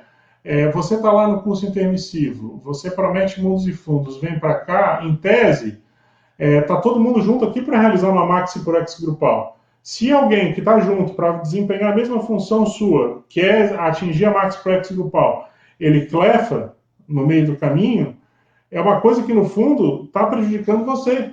Não é? Eu gosto muito da analogia de uma tarrafa, né? Você tem os nozinhos da tarrafa, e onde cada nozinho é uma pessoa. Se você puxa o nozinho para baixo, uma pessoa vai para baixo, todo mundo vai junto, não tem como só um nozinho ir para baixo, todo mundo vai junto. Se uma pessoa consegue subir, todo mundo vai para cima. Esse seria o motivo pelo qual a gente deveria ficar muito feliz quando alguém do nosso lado, um companheiro, um colega evolutivo, faz um tempo, né? Faz uma conquista evolutiva. Mas a natureza humana não falha, né? A questão da inveja, da traição, é bem dentro dessa linha. E com certeza sem mancol. Tem muita gente que acha que está furando o céu, não está furando o céu, a pessoa não está fazendo aquilo que ela mais tinha que fazer, ela está crente que ela está na prioridade máxima da Proexis dela. Ela mal começou a vislumbrar ainda o que ela veio fazer aqui. Entendeu? Tem a questão do cotoveloma, às vezes a pessoa alimenta uma mágoa de 2 décadas atrás, 3 décadas atrás, ela não virou o disco, né? Então, o fogo amigo tem a ver com tudo isso, Félix. Lealdade, a pessoa se tocar, se mancar, que ela não é a última bolachinha do pacote, se tocar que, às vezes, ela está com uma ideia errada a respeito da outra pessoa, engessada, cristalizada no tempo e no espaço há muitas décadas, né? Mas vamos adiante aqui. Mauro Mendes, grato pela Thales. Eu que agradeço, Mauro, vocês estarem assistindo aí. Andressa Françoise, boa tarde. Érica Wong, o link logo abaixo. Felipe Feres, exemplos caros, detalhistas, ajudam na interassistência, comunicação assertiva cosmoética. Espero que não tenha relação indireta com o tema TENEPS, tipo está sabotando o propósito TENEPS. Tá ok. Regina Krupka, boa tarde a todos. São Paulo. Inês Camargo, boa tarde. Felipe Feres, uso abusivo de paratecnologias. Eu achei que você não ia colocar alguma coisa de paratecnologia, né, Felipe? Já está sentindo falta, já. Eu acho bacana que você sempre puxa isso. Bernadette Spinironello, boa tarde. É fazer as recins. É isso mesmo, Bernadette. O foco é a recim, reciclagem intraconsciencial. Keila Jordão. César, esse fogo amigo com certeza manifesta a frustração interna. Um não consegue compartilhar as conquistas do próximo. É isso aí. E como é que é, né, Keila, que a pessoa quer atingir? Eu nem falo da mega fraternidade. Eu falo do fraternismo mesmo. Como é que a pessoa quer atingir um fraternismo? Ou ela quer, de fato, ser um amparador se ela tiver dificuldade com isso? Você consegue imaginar um amparador com ciúme do assistido? Eu rio porque eu tenho dificuldade de entender isso. Imagina um amparador, ao invés de comemorar, não é? Ficar mordido. Nossa, meu assistido está melhor que eu. Não posso aceitar isso. Não ia ter cabimento um negócio desse, né? Eu achei muito legal assistir um filme, A Música do Silêncio, que é a história do Andrea Bocelli. Isso está aí na televisão, acho que na Sky. Mas deve ter em tudo quanto é coisa aí para assistir. E assim, eu vou fazer um spoiler, mas é um mínimo pequenininho. O Antônio Bandeiras, ele atua como sendo o maestro, que vai dar as noções de música para o Andrea Bocelli. E a gente vê no final a satisfação dele de ver o pupilo dele desempenhando bem a função e preparado para o mundo, né? Eu falo para vocês, para mim, a cena mais legal do filme é essa. Para mim. E eu também gosto muito de Andrea Bocelli, então tá valendo, né? Felipe Feres, tiro, fogo, metáforas. Ok. Willy Leiva, segundo suas vivências pessoais, o fogo amigo diminuiu na CCCI? Isso é a pergunta repetida, Willy. Vamos adiante. Michael Costa, boa tarde. O mais recente comentário de Olavo de Carvalho sobre o presidente Bolsonaro é um exemplo clássico de fogo amigo? Ou tem outro nome para isso? Michael, eu vou te dizer, eu não assisti o mais recente comentário de Olavo de Carvalho sobre o Bolsonaro. Você me desculpe. Já assisti alguns vídeos do Olavo de Carvalho. Acho que ele, por um lado, ele é um erudito, ele tem muito conhecimento. Por outro, ele fala umas batatadas que eu vou te dizer que não resistiriam a um debate autêntico. E é isso. Eu acho que a gente tem que respeitar, a gente tem que ouvir, aproveitar aquilo que é bom. Tem uma coisa que quando ele começa as aulas dele agradecendo, eu não sei se ele é da Opus Dei, mas assim, ele começa a aula dele fazendo agradecimento aos santos, e aquilo ali, só por aí a gente já vê que falta, né? Um pouco. Mas a gente respeita, tem que respeitar e vamos embora, vamos para frente. Vilma Maria Souza, boa tarde. Inês Camargo, professor, como evitar o pato pensene quando percebemos um amigo evolutivo não sendo cosmoético? Gratidão. E, cara, eu acho que a gente já respondeu bastante. Parece que é uma. Eu vou repetir um pouco aqui, né? Mas, assim, rapidamente, eu acho que, assim, você não vai ficar contra o seu amigo, você vai tentar desassediar. Assuma para você a sua condição de amparadora. Se você tem mais lucidez, aplique suas energias, sua vontade para assistir, para de fato ajudar e não alimentar ainda mais o problema ou a discórdia. Eu acho que é isso que o amparador faz. Então, mire-se no exemplo dos amparadores. Eu acho que essa é a síntese. Maria Rowling, ótimo tema para refletirmos, de São Paulo, ótimo. Marilux, como assistir pessoas com dificuldade de serem questionadas? Como abordar de forma cosmoética essas consciências sem fazer omissão superavitária e, ao mesmo tempo, sem fazer estupro evolutivo, já que pedem opinião, mas têm dificuldade com este processo de fogo amigo? Olha, o Marilux, eu acho que isso que você está perguntando é um dos tipos de assistência mais complexas que existem. É muito complexo você conseguir ajudar alguém que é autocrata, alguém que se acha o dono da verdade absoluta. Então, às vezes, eu te falo, eu sou uma pessoa, a gente tem que otimizar o nosso tempo, aproveitar o nosso tempo. Eu costumo não me omitir. Eu sempre costumo deixar a deixa. Falar o mínimo, minimorum, para suscitar a curiosidade, suscitar o abertismo da pessoa. Mas, assim, eu não fico gastando latim, não. Eu faço um investimento, 2, 3. A pessoa não quer mudar, a gente abre mão, vira a página e, infelizmente, você tem que aguardar a pessoa receber um esbregue perante o max mecanismo evolutivo. Mais dia, menos dia, a pessoa recebe um esbregue. Nessa hora ela vem. Isso pode ser nessa vida, pode ser 2, 3, 10, 50, vai depender da pessoa, entendeu? Mas o que eu quero te dizer é o seguinte, às vezes, se a pessoa é muito autocrata, não adianta você ficar batendo a ferro e fogo no frio, entendeu? Você tem que abrir mão.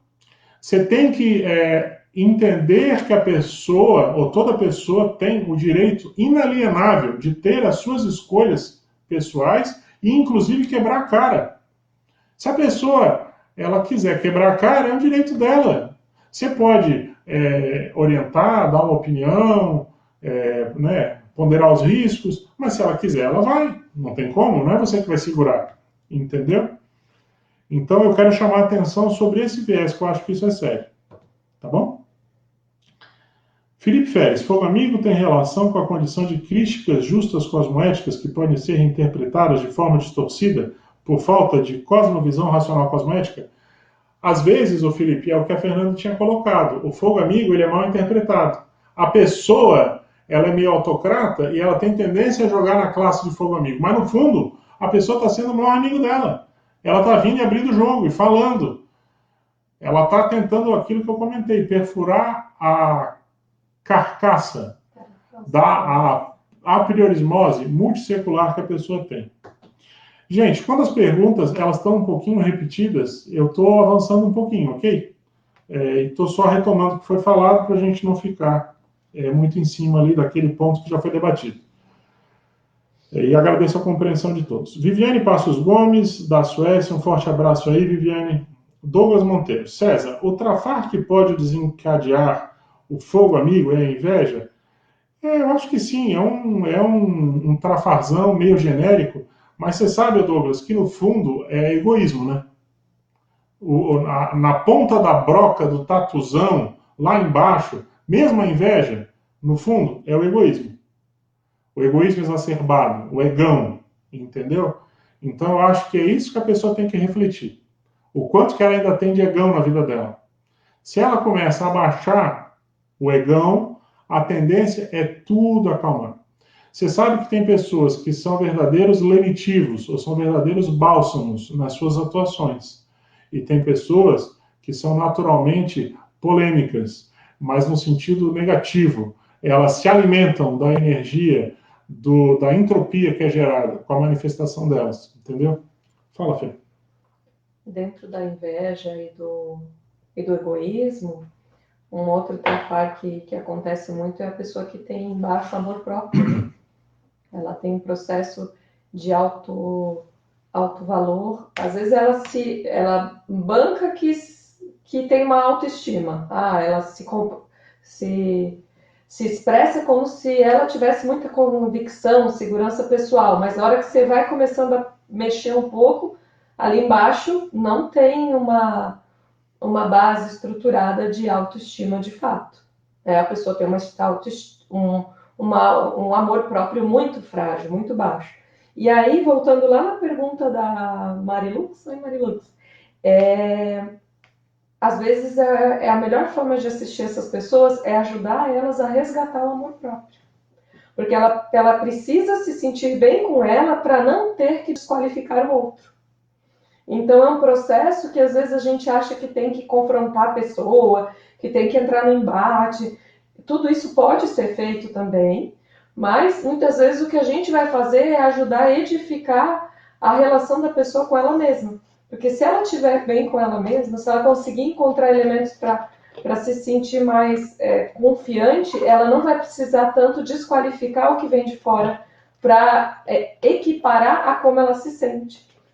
Então, eu gosto muito nesses contextos de fogo amigo, ou de uma pessoa que é muito crítica, uma pessoa de personalidade mais difícil, de convívio difícil, tentar entender quais são os gatilhos daquela pessoa. E se a gente conseguir avançar um pouco nisso, a gente consegue depois edificar esses trafaus, ou até ajudar a pessoa nesses trafares, e o resto ela faz.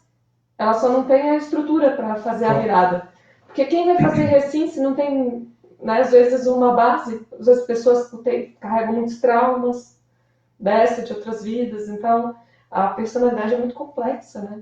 E eu acho que quando a gente faz esse movimento, tentar entender o que está dentro daquela pessoa e faz a empatia de como ela sofre, a perspectiva daquela pergunta do como não gerar pato pensênis contra essa pessoa muda, porque você se sente assim, nossa, é um crime eu pensar contra essa pessoa. Ela já está tão fragilizada, né? Você se sente bem em relação a ela e se diz, poxa, o que acontece? É um sofrimento que aquela pessoa carrega. Então a gente pode tentar fazer a empatia do processo aí. Ok. Gente, eu quero registrar que a Fernanda está participando, mas nós temos algumas outras pessoas no StreamYard. A gente está vagarosamente tentando aí ter a participação de outras pessoas. Fiquem à vontade. E a gente vai somando ideias, tá bom? Eu não sei se vocês repararam, hoje a gente também melhorou a questão da iluminação aqui no estúdio improvisado. A gente está com 2 luzes aqui para melhorar a questão do sombreamento aqui da imagem. Então hoje está uma situação diferente. Eu tenho 2 luzes aqui em cima de mim, mas ok, acho que está melhorando aí a qualidade da transmissão, isso é bom. Mariana Cabral Schwartz. Ô Mariana, como é que você está, Mari? Olá, essa noite fiz um atendimento a uma pessoa que acredito que fez fogo amigo comigo. Foi muito interessante e acredito que só foi possível pois tenho me esforçado para não pensar mal da pessoa. Mariana, eu acho que é isso aí. Isso aí é aquilo que o professor Valdo falava. Considere um galardão. Você fazer a assistência para alguém, receber o fogo amigo desse alguém, e ainda conseguir sobrepairar e não pensar mal, nossa, isso é um ganho evolutivo enorme, entendeu? Porque a questão nossa da natureza humana é muitas vezes fazer a assistência, mas no fundo esperar ainda alguma espécie de reconhecimento, né? E é disso que vem muitas vezes a raiva, vem a mágoa, né? Porque você tinha uma expectativa que a pessoa fosse retribuir, ou fosse agir diferente com você, ou fosse agradecer, ou fosse eternamente grato. E às vezes a pessoa não é isso. Ela segue a vida dela, ela ainda é ingrata. Ainda se bobear, cospe em cima de você. Então, é isso que a gente tem que aprender, porque a evolução é isso. Parabéns, vamos adiante. Lucimara Ribas Frederico, Eliane Cavalcante, na página 4. Página 4. Desafetologia. Vamos ler junto? Léxico de Orto Pensatas, do professor Valdo, página 486. Infelizmente, ninguém vive sem desafetos. Se você se torna personalidade pública, passa a ser mal visto por alguns analistas precipitados de plantão. É preciso entender que as heterocríticas injustas fazem parte da natureza humana e, além de compreender, urge perdoar e ajudar, quando e o quanto possível. Infelizmente, não se pode esquecer, em geral, precisamos até repetir a lembrança do fato. Os cães ladram e a caravana passa sempre, no panorama da desvalia dos subcríticos, sem esforço e sem estofo autoevolutivo da periferia da vida humana. Tava inspirado. Dependendo do que se fala, cria-se desafetos. As pessoas públicas têm muitos desafetos espontâneos. É o caso do Felipe. Ninguém agrada a todo mundo. Todo percentual de manifestações evolutivas pessoais acima da mediocridade, que é a normalidade, por menor que seja, faz gerar desafetos.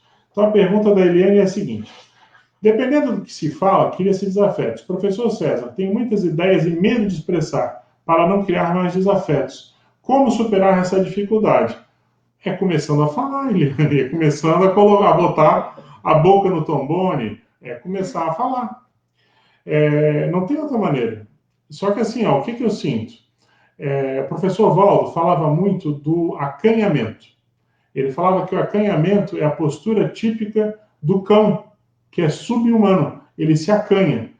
E um amparador, a gente, nós que somos intermissivistas, a gente não pode fazer isso. A gente não tem o direito de medrar diante da evolução e diante dos assistidos, entendeu? Então eu acho, Eliane, que assim, é começar a vagarosamente colocar para fora. Escrevendo, falando. Você vai acertar sempre? É óbvio que você não vai acertar. Vai ter hora que você vai falar bobagem, você vai falar mais do que você deve.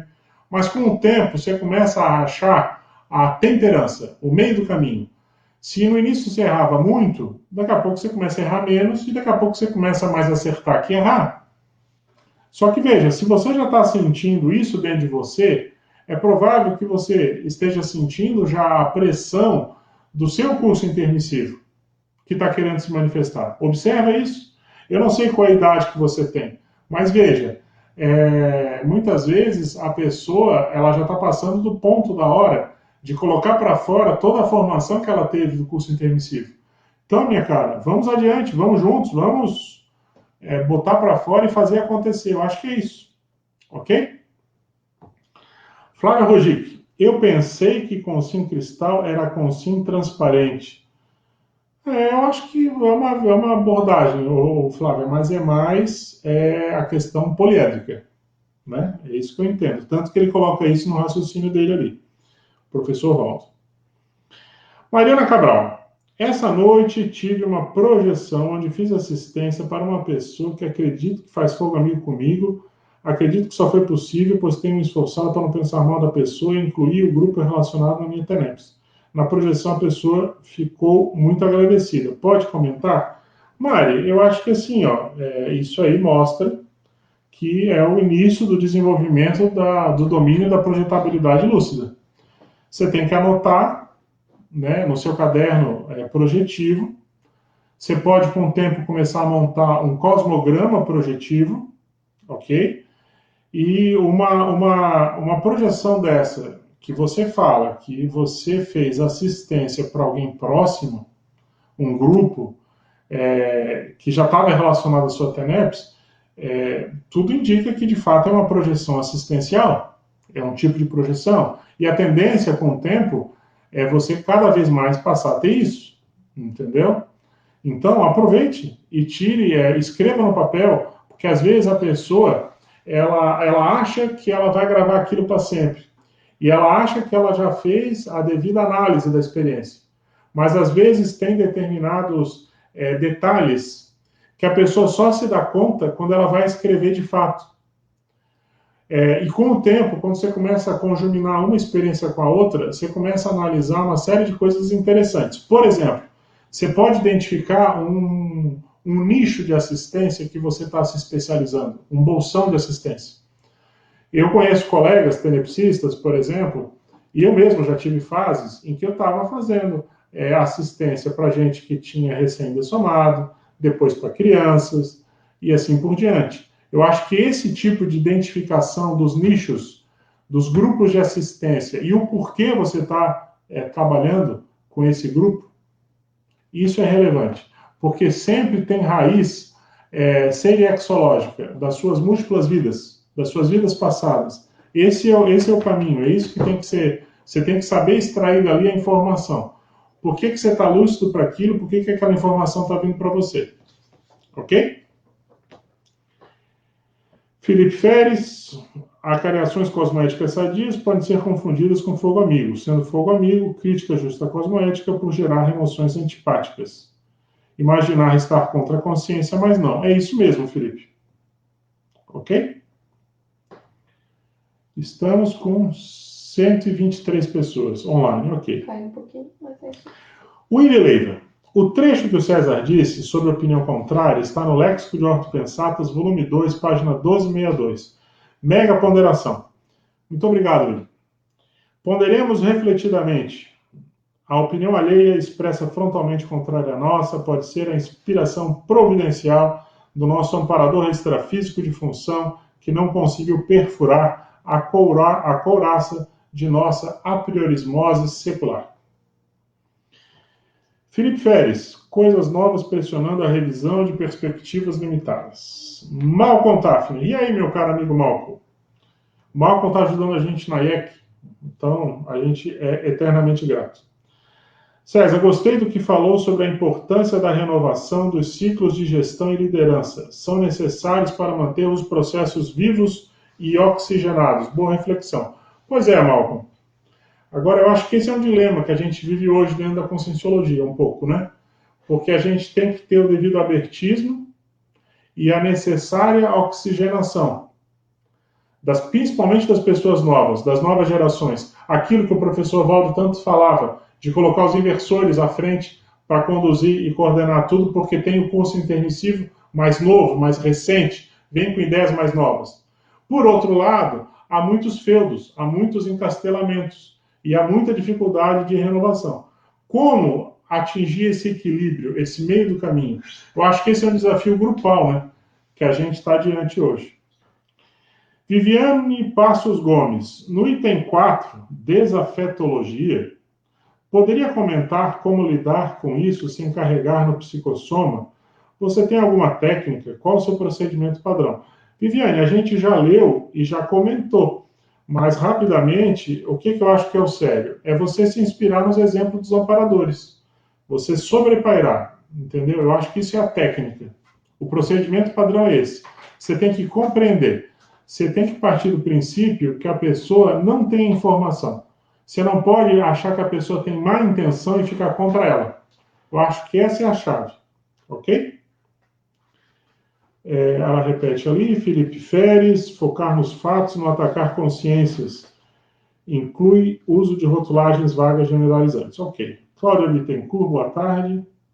Oi, Claudinha, tudo bem? Eu acho que essa é a Cláudia, não é? Lá de Florianópolis? Não sei, fiquei na dúvida. William Leiva. Na heterocrítica, também ajudaria a lembrar os trafores da pessoa criticada? Outra frase útil, na minha opinião, é a frase: a pessoa fez um erro, mas não é um erro da natureza. Ok. William, assim, ó, eu gosto muito daquela técnica que o professor Valdo ensinou pra gente, que é o seguinte: quando você vai fazer a heterocrítica de um objeto, você mete o pau naquele objeto, ok? Ou seja, você vai ver tudo que tem de errado no carro novo que você vai comprar, ou no computador, ou no aparelho, ou seja o que é, quando é objeto físico. Você mete o pau primeiro, depois você analisa os trafores. Agora, quando você lida com consciências, a tendência é ser o oposto. Você primeiro fala dos trafores da pessoa. que é exatamente para você poder fazer a empatia, você poder fazer o rapport interassistencial.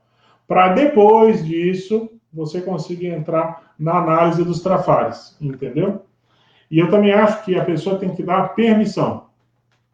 Não adianta você querer ser um trator de esteira que vai patrolando e passando por cima. Isso também não adianta. Aí você pode, às vezes, estar fazendo o que a gente chama de estupro evolutivo, que na verdade acaba sendo um estupro anti-evolutivo, né? É contra a evolução. Ok?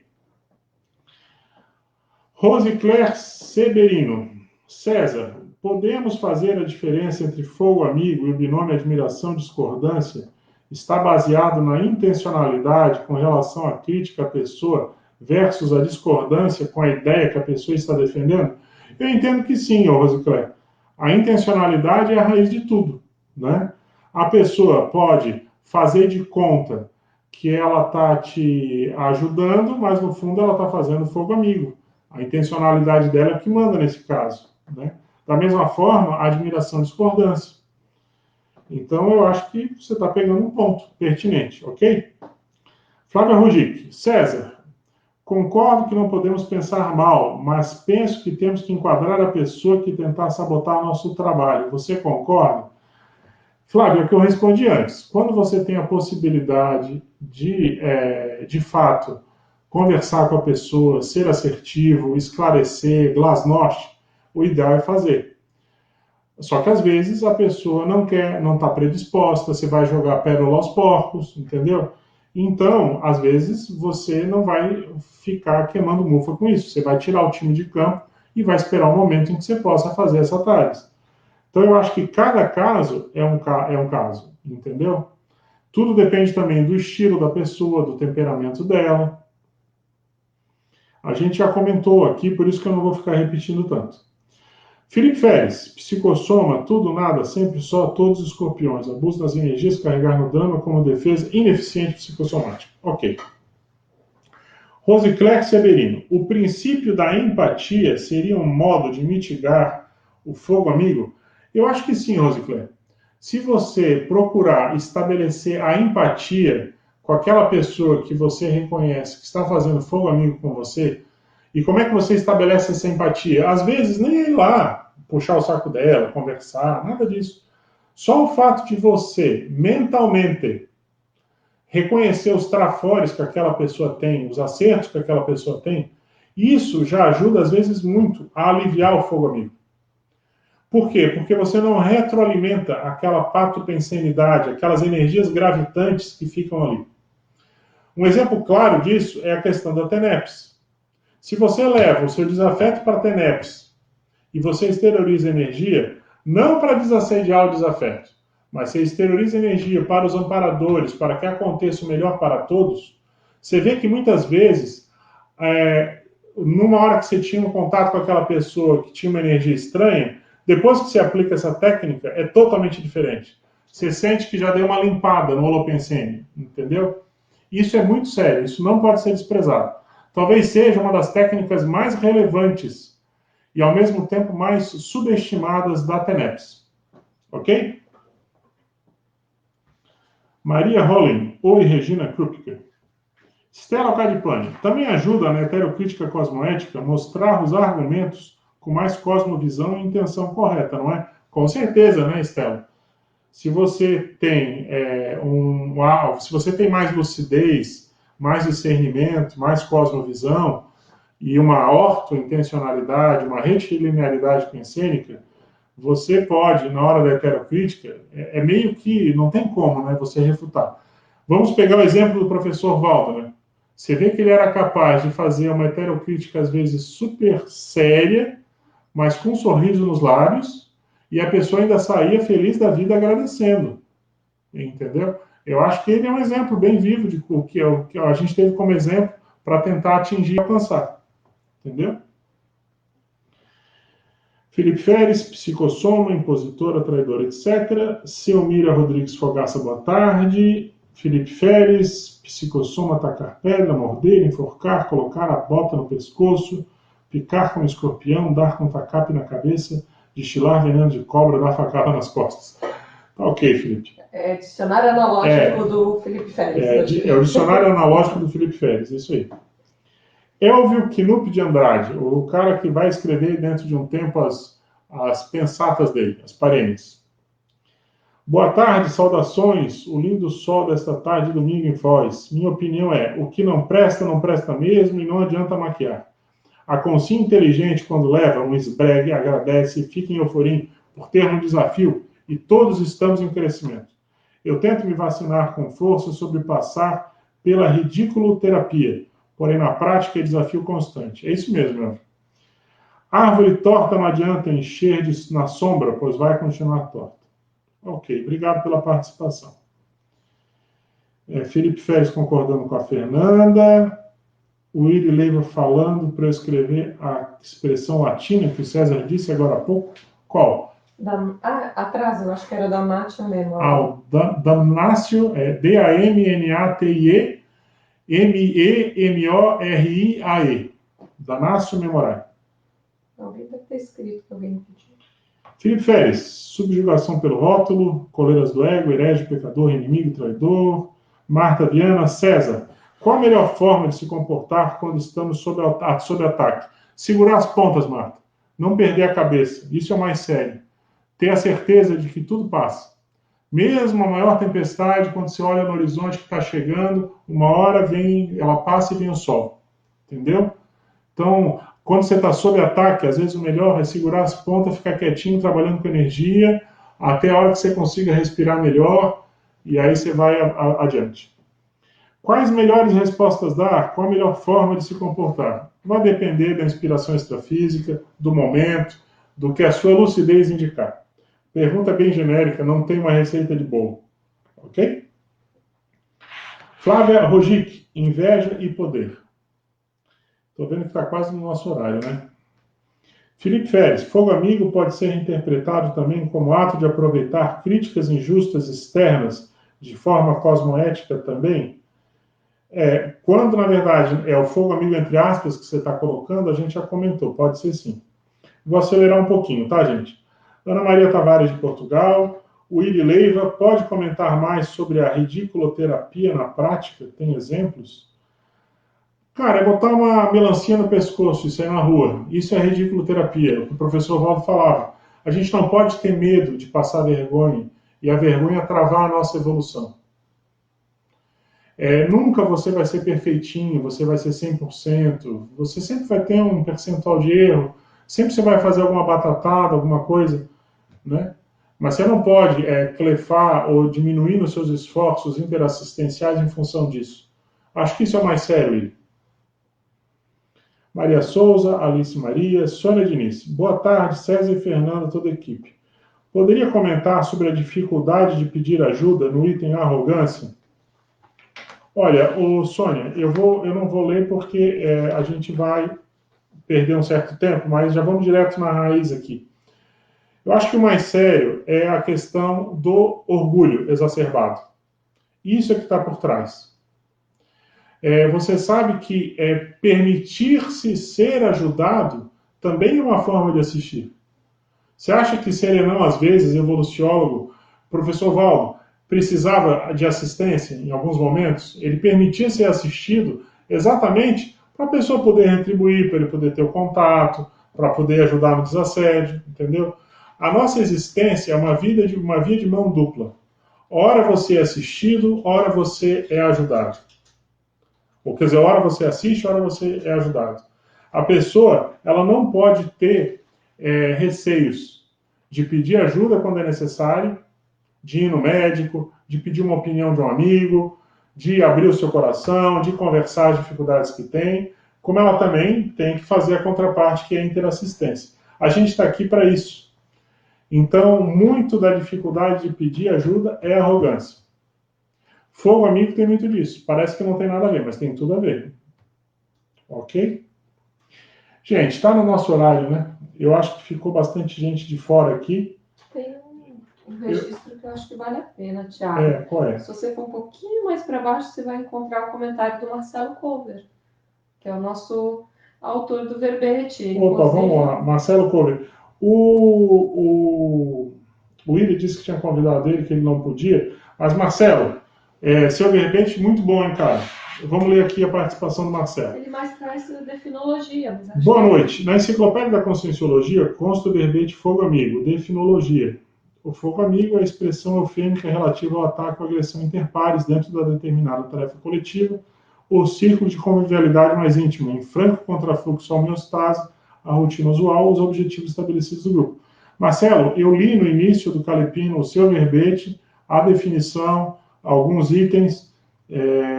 Te peço desculpas porque, por algum motivo, eu procurei na enciclopédia e não tinha encontrado. Depois que o Willi falou, eu encontrei, e aí eu fiz o registro no início aqui da aula do Calepino. Ok? Gente, é muita participação, né? Eu peço desculpas aí que eu gostaria de poder ter atendido a todos. Me esforcei, né? Me esforcei aqui para atender, mas é muita gente, eu não vou conseguir atender todo mundo.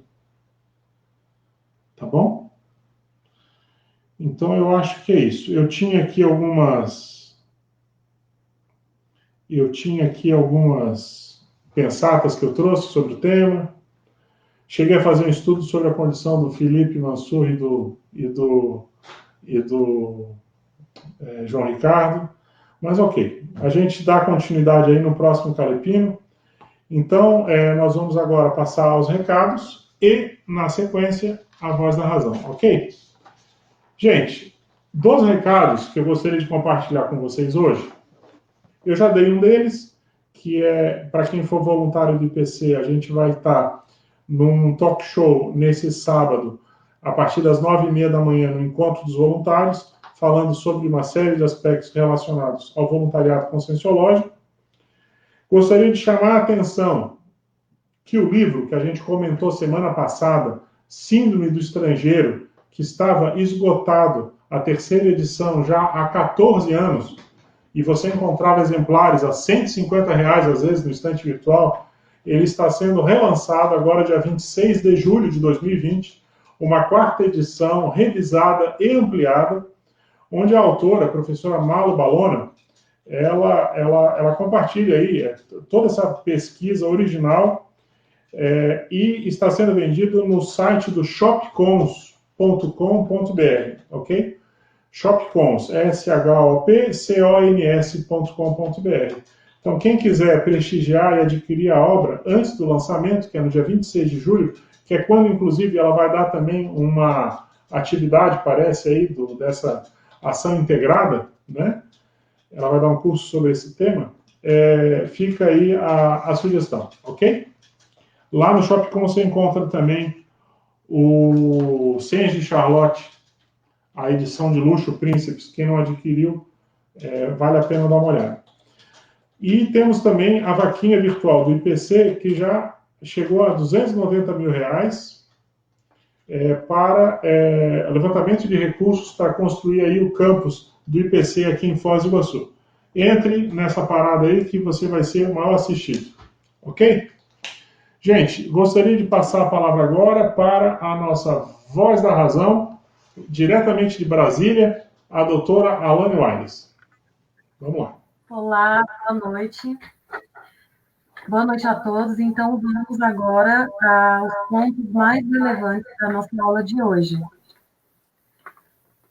Então, o fogo amigo, ele está mais explícito no verbete do professor Marcelo Couve, verbete número 4.835, e é relativo a um ataque ou uma agressão interpares. O fogo amigo está relacionado à inveja, satisfação malévola, acepção de pessoas e fofoca. O fogo amigo pode ser explícito ou extremamente sutil. O verbete contraponto heteroassediador do professor Valdo tem muita relação com o tema. Fogo amigo tem muita relação com apriorismo e preconceito. É uma expressão bélica. Se você estiver fazendo alguma atividade e não tiver ninguém contra, abre o olho, pois pode estar fazendo média. Sobre a natureza humana. Sempre que alguém prova para você sua incompetência, a tendência é que você fique contra. O fogo amigo pode ser uma válvula de escape para a pessoa insatisfeita fazer a catarse. Sobre a mini-dissidência. O mini-dissidente, quando sai atirando para todos os lados. Há uma interação, mini-dissidência, fogo amigo. Assistência. Sempre que possível, priorize a tarefa do esclarecimento. Dependendo do momento e da demanda, há espaço para TACOM. Acariação. Muitas vezes, o fogo amigo só é resolvido com a acariação cosmoética. E ainda sobre esse item, quem mais te questiona pode ser visto como quem está te atacando. Está. As pessoas têm muita dificuldade de lidar com o binômio admiração-discordância. Muitas dão tapinhas nas costas e ficam pato pensionizando sobre você. No entanto, aquelas que expõem críticas podem ser as mal vistas. Aperfeiçoamento. Ciência exige renovação. A ideia nova faz a pessoa pensar. Quem sofre com fogo amigo sofre no início. Depois vai desenvolvendo o mitridatismo. Sobre o item sadismo. Veja o fato, a ideia, o projeto, e não a pessoa. Não o desqualifique para não jogar energia negativa ao fazer heterocrítica. O sadismo tem total relação com a baratrosfera. Insatisfação. Fazer o fogo amigo é um jeito de a consciência insatisfeita jogar para fora aquilo que está nela. A maioria das pessoas que fazem o fogo amigo percebem que estão agindo de forma ruim, mas se acomodam, não olham para a necessidade de autorreciclagem. Autorreferencial. É muito fácil transformar o outro em vidraça. E você, veio fazer o que tem que fazer? Está cumprindo sua proexis? Sobre sofrer influência da patopensenidade alheia. Assuma sua condição de amparador. Mire-se no exemplo dele para não piorar ainda mais a condição do assistido. Sobre a consciência autocrata. É muito difícil ajudar uma pessoa autocrata, aquela que se acha a dona da razão. Por vezes é preciso que ela leve um esbregue evolutivo para compreender a necessidade de mudança. É preciso que a consciência tenha amor próprio para não desqualificar o que está fora dela. E, por último, sobre a postura assistencial da consciência que sofre com o fogo amigo. Não ficar contra a pessoa, contra o assistido. Compreender, ver o que é possível ajudar, adotar a postura de amparador para lidar com essa consciência. E é isso. Obrigada. Ok. Alane, nós é que agradecemos ao seu ótimo resumo da aula, uma ótima voz da razão, e muito obrigado pela sua participação aí diretamente de Brasília, ok? Gente, para quem não conhece, essa é a Alane Wares, voluntária lá, acompanha aí o Calepino, foi convidada pela gente para fazer o resumo da aula, e foi a nossa voz da razão de hoje. Então, até a próxima, tá, Alane? Muito obrigado mesmo aí. E um abraço para todo mundo aí de Brasília. Vamos agora para as nossas pontuações.